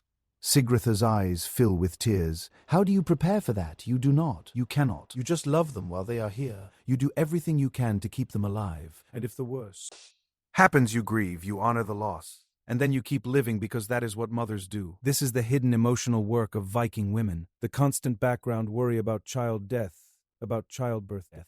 Women died in childbirth, often about disease accidents, all the ways you could lose the people you love. And they carried it quietly, capably, without complaint, because complaining would not change anything. Later that night, when most people are asleep, there is movement in The shadows near the sleeping benches, careful, quiet movement. Two people who are not supposed to be together finding each other in the darkness. One of the young farm hands, a boy named Ulfr, maybe 18, and one of the neighbor's daughters who has been visiting for the past week. They think everyone is asleep. They think no one notices when they slip outside into the bitter cold for 10 minutes of stolen privacy. But Astritha notices. She is lying on her sleeping bench, eyes closed, pretending to sleep, and she notices everything. Does she say something? Does she step in? These are technically unmarried young people doing something that could lead to pregnancy, which could lead to complicated social situations. But they are also young and human, and winter is long and boring, and some amount of this is just how it is. So Astritha makes a choice. She will talk to the girl's mother later, quietly. Make sure the girl knows how to make contraceptive tea from tansy and pennyroyal. Make sure if there are results, they are handled properly. This is another secret of the Longhouse, the gap between official rules and actual behavior. The Vikings valued marriage and legal heirs, but they also understood that humans are human, that young people will find ways to be together, and that sometimes it is better to handle a situation quietly than to create a public problem. Archaeological evidence supports this. By the way, DNA testing of Viking age remains shows that while most children were born within marriages, there was a noticeable percentage of children with different fatherhood than official family records would suggest. People were messier, more complex, more human than the perfect saga stories suggest. The next morning, Björn is checking the livestock in their winter shelter, a small building attached to the main longhouse where the most valuable animals are kept during the coldest months. And he notices something that makes his blood run cold. One of the goats is sick. Really sick, labored breathing, discharge from the nose, weakness in the legs. This could be nothing. Or it could be the start of an illness that kills every animal they have. Livestock disease was one of the great terrors of Viking farming. In close spaces, disease spreads fast. And if your animals die, you lose not just meat and milk and wool. You lose breeding stock. You lose the base of your farm's future. Björn immediately separates the sick goat in a different pen. He will watch it. If it gets worse, he will have to make a harsh choice. Kill it now before it infects the others, or wait and hope it recovers. These are the kinds of choices that happen in the shadows, the quiet crises that do not make it into the sagas because they are not dramatic enough. But they are the truth of survival. You notice a problem, you judge the risk, you make a choice. You live with the results. The sick goat dies 2 days later. Björn kills it mercifully, burns the body to stop any disease from spreading, and tightens the separation between the remaining animals. None of the others show signs. This time they got lucky. In another corner of the longhouse there is a secret of a different kind. The male thrall has been carving something. Small wooden figures hidden in his sleeping area, worked on only when he thinks no one is watching. They are beautiful, detailed, little representations of animals, people, mythical creatures. He has real skill, but why hide it? Because in the Viking social order, thralls were not supposed to have skills beyond basic work. If he shows that he is an artist, that he has value beyond his muscle, it complicates his place. Maybe it makes him more valuable, harder to sell or trade. Or maybe it makes his masters more determined to keep him enslaved to use this skill. So he carves in secret, creates beauty that no one sees, keeps his inner life in a world that wants to reduce him to a tool. Astritha knows about the carvings. She has seen. And she has made a choice not to say anything, not to acknowledge them, because what would that do? She cannot free him. He is too valuable to the farm's work. She cannot reward his skill without causing social problems. So she pretends not to know. Let him have this one secret thing. Is this kindness, or is it just another form of control, letting him think he has privacy when nothing in this longhouse is truly private? The question haunts her sometimes as February slowly gives way to early. March as Goe month returns and the cycle prepares to begin again. The longhouse shows itself for what it truly is, a complex social machine made of secrets and compromises and hidden spaces and unspoken agreements. The Jarfus holds emergency silver. The Dingja holds women's knowledge. The shadows hold young lovers and private sorrows and quiet rebellions. The animal pens hold life or death choices about disease control. The thrall sleeping area holds forbidden art. Every family in this longhouse has information they keep from the others. Every person has thoughts they do not say. Every day contains moments that will never be spoken about, never make it into the official family story. That is okay. That is human. That is how people survive in close spaces without losing their minds completely. The official story of the Viking Longhouse is about community shared work together survival, and that is true. But under that supporting the official story is a base of necessary secrets, of chosen privacy, of things better left unsaid. The walls have heard everything. The floor has hidden treasure. The corners have seen acts of love and rebellion and quiet desperation. And as the year turns back towards spring, as the door prepares to open again and the cycle begins anew, all these secrets remain, buried, protected, waiting for the next generation to find them or let them fade into forgotten history. Soon we will see how this year-long trip completes itself, how the lessons learned, the hardships faced, the secrets kept, all come together into a clear understanding of what it meant to live this life. But first, we sit with the secrets. We notice the hidden spaces. We honor the truth that every life, every family, every home contains many layers that the outside world never sees. The Longhouse keeps its secrets. The people keep theirs. Life continues in all its messy, complex, beautiful, difficult reality. Part 12. The cycle continues, preparing for the next. Goy has returned. It is late February again, almost exactly 1 year since we first stepped into this longhouse. The winter spirits month is here once more. That strange in-between time when winter is dying, but spring has not quite been born yet. Astritha stands at the edge of the fields where snow is starting to melt in patches, showing the dark earth beneath. She is 45 now. Well, she was 45 a year ago too, but she feels older. A year of running this farm, this household, these lives has added. Wait, that has nothing to do with birthdays. But she is here. They are all here. They made it through another cycle. Let me tell you what that means. 12 months ago, this family stood on the edge of spring with shrinking food stores and desperate hope. They had to make it through the last harsh weeks of winter. They had to plant at exactly the right time. They had to harvest well. They had to slaughter wisely. They had to preserve everything perfectly. They had to share through another winter. They had to survive sickness accident, raiders, storms, and 1,000 other things that could have killed them. And they did it. Not perfectly. Nothing in Viking life is perfect, but they did it. They are still here. That is the victory. Not wealth, not glory, not fame, just still here. Björn joins her at the field edge. He is 46 now and he feels it. His back aches more. His hands are stiffer in the mornings. That trading trip, he said, might be his last. It definitely was. He is passing the leadership to Leifer, who is ready, who proved himself capable, who will take his own crew out this coming summer while Björn stays home and runs the farm. Looks like an early thaw, Björn observes, watching the meltwater create small streams across the field. 2 weeks earlier than last year, Astritha confirms, we might be able to plant sooner, get a better harvest, or the frost could come back and kill everything we put in the ground early. She smiles slightly, always the practical one. One of us has to be. They stand in easy silence watching the land wake up. And here is what they are really watching. The knowledge they have built over a lifetime. The understanding of soil and weather and timing. The wisdom passed from Björn's grandfather to his father to him. The calculations Astritha learned from her mother and grandmother. All of it coming together in this moment of choice about when to start the spring planting. This is what Viking survival actually looked like, not raids and battles and fame, but this two middle-aged people standing in a muddy field using generations of built knowledge to decide when to put seeds in the ground. Inside the longhouse, the cycle is repeating in other ways too. Sigritha is here visiting from her husband's farm. She is 7 months pregnant now, belly round and full, moving carefully. She has come to spend time with her mother and grandmother to learn the things she will need to know when the baby comes. Helga sits with her in the Dingja, the women's room, teaching her about labor and birth. The same lessons Helga taught Astritha 30 years ago. The same lessons Helga's mother taught her 50 years ago. The chain continues link by link, mother to daughter, generation to generation. The pain will be worse than anything you have imagined, Helga says bluntly. She is 71 now, blind in one eye, but her mind is sharp and her knowledge is vital. But it ends. All pain ends eventually, one way or another. And if the gods are kind, you will have a living child at the end of it. And if they are not kind, then you grieve. You honor the loss, and you try again when you are ready. That is what women do. That is what we have always done. This is the knowledge that does not make it into the sagas. The women's wisdom whispered in quiet rooms passed from mother to daughter. How to give birth, how to heal, how to prevent pregnancy when you cannot afford another mouth, how to end it when necessary, how to survive the bleeding, how to recognize infection, how to grieve dead children and keep living anyway.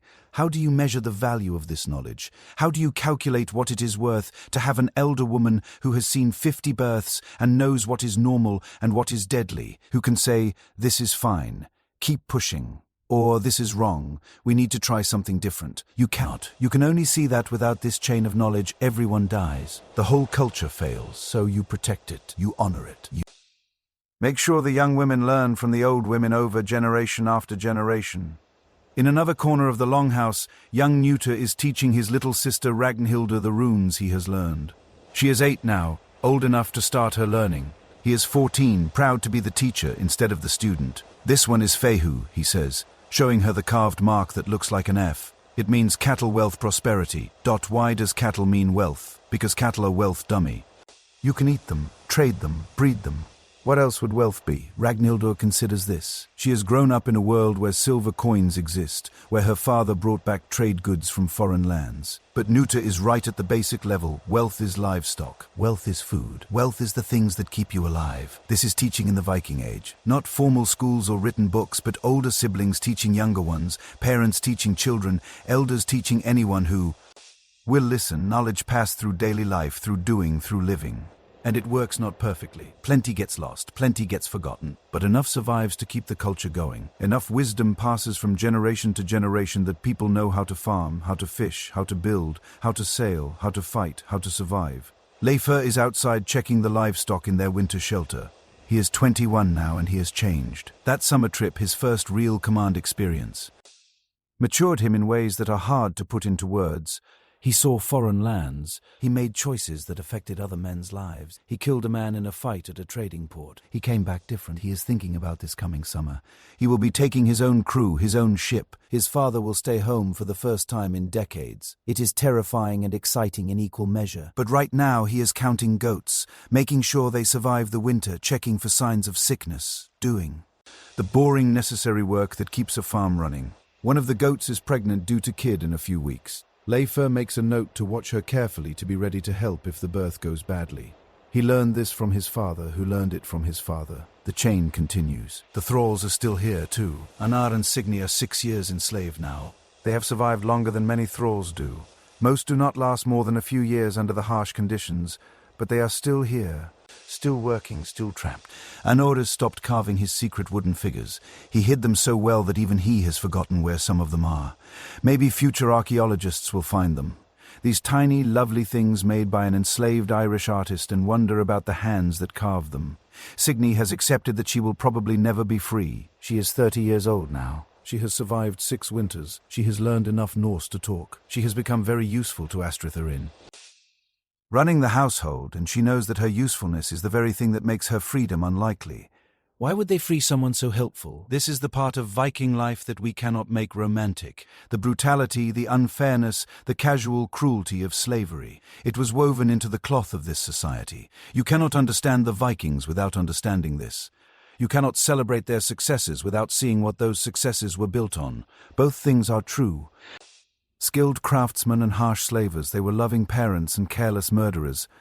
They created beautiful poetry and caused terrible violence. They were human in all the complex ways humans are. There is a sense of completion. There is a sense of completion. Not ending the cycle never truly ends, but completion of one turn of the wheel. Astritha serves the evening porridge. It is thin as the stores are low again, as they always are in late winter, but it is there. They have enough. Bairn offers the blessing. A few words to Thor, to Frigga, to the land spirits. Thanks for survival. Hope for the coming season. The children eat quickly and scatter to their activities. Ragnhildur is playing with carved wooden dolls that Anna Ray made for her. He could not help himself, could not stop creating, even though it is dangerous. Nuta is practicing sword moves with a stick, dreaming of the day he will be old enough to go on trading trips. The adults sit in comfortable tiredness. Another day survived. Another meal eaten. Another night coming. And Helga, the eldest, the keeper of memory, looks around at her family and allows herself a small moment of satisfaction. She has seen 71 winters. She has outlived her husband, 2 of her children, countless friends and neighbors. She has survived famines and sicknesses and injuries that should have killed her. She has built 7 decades of knowledge about how to live in this harsh world. And she is passing it on to Astritha, to Sigritha, to Nuta and Ragnhildur, to anyone who will listen. That is her gift. Not wealth or land or fame. Just knowledge, just wisdom. Just the understanding of how to survive that she will pass down so that the next generation does not have to learn it all from scratch. "Tell us a story, grandmother," Ragnhildur asks, curling up beside the old woman. Helga smiles. "Which one?" "The one about the cycle. About how the world ends and begins again. So." Helga tells the story of Ragnarok one more time. The world ending in fire and ice, the gods dying, everything falling apart, and then the rebirth, the new world rising from the sea, life beginning again. It is a story about the cycle, about how nothing is permanent, neither the good nor the bad, about how ending and beginning are 2 sides of the same coin.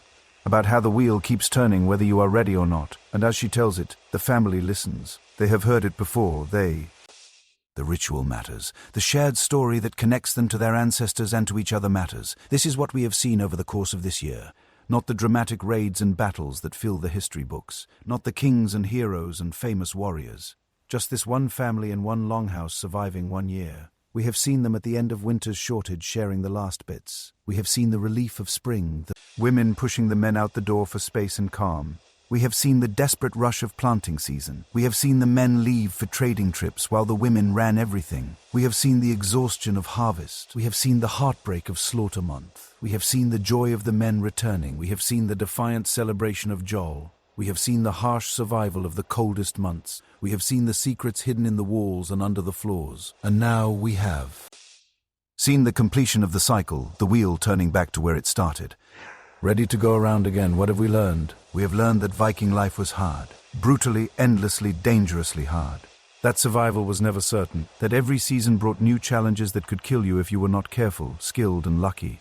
We have learned that the Vikings were human, not heroes, not evil characters, just people trying to survive in a harsh land with the tools and knowledge they had. We have learned that women were essential to Viking society in ways the warrior-focused histories often miss, that they ran farms, made life and death choices, controlled resources, and held true power. We have learned that slavery was basic to the Viking economy, that the ease of some was built on the pain of others, that we cannot praise the successes without seeing the cruelty. We have learned that community mattered, that you could not survive alone, that the Longhouse was more than a building. It was a system of mutual need for better and worse. We have learned that knowledge was passed through living, through doing, through the daily give and take of people teaching each other how to survive. And we have learned that the cycle continues, that what happened 1,000 years ago in this Longhouse is still happening now in different ways, in different places. People are still surviving, still teaching their children, still making hard choices, still hoping that spring will come and the harvest will be good and their loved ones will make it through another winter. The wheel keeps turning as the fire burns low and the family settles onto the sleeping benches for the night. Astritha takes one last look around at her husband still here despite all the risks, at her children and grandchild on the way, at her household still working, still surviving, at the walls that have sheltered them for another year. She thinks about the spring planting that will start in a few weeks, about Sigritha's baby that will be born in summer, about Leifur's trip and whether he will come back safe, about another winter to prepare for another cycle to survive. And she thinks, we did it, we made it through, we are still here, that is enough. That has to be enough, because tomorrow, well, not literally tomorrow, but soon the work begins again. The planting, the growing, the harvesting, the slaughtering, the preserving, the endless wheel of survival turning one. More time, but tonight there is rest, there is fire, there is family, there is the quiet satisfaction of having survived another turn of the wheel. The Longhouse settles into sleep, bodies breathing in rhythm, the fire crackling softly outside. The winter slowly loosening its hold on the land. Spring is coming. It always does. The cycle continues. It always does. And somewhere 1,000 years from now, people will tell stories about the Vikings, about their ships and their raids and their gods. And their fame, and some of those stories will be true. But the truest story, the most important story, is this one. The story of people surviving, of families lasting, of knowledge being passed down, of the wheel turning season after season, generation after generation. The story of life itself in all its messy, difficult, beautiful, harsh reality. The Longhouse stands, the fire burns, the people sleep, and the cycle continues. Thank you for joining me on this trip through a full year inside a Viking Longhouse. We have lived alongside Björn and Astritha, Leifur and Sigritha and little Ragnhildur. We have worked beside Anara and Signy. We have learned from old Helga's wisdom.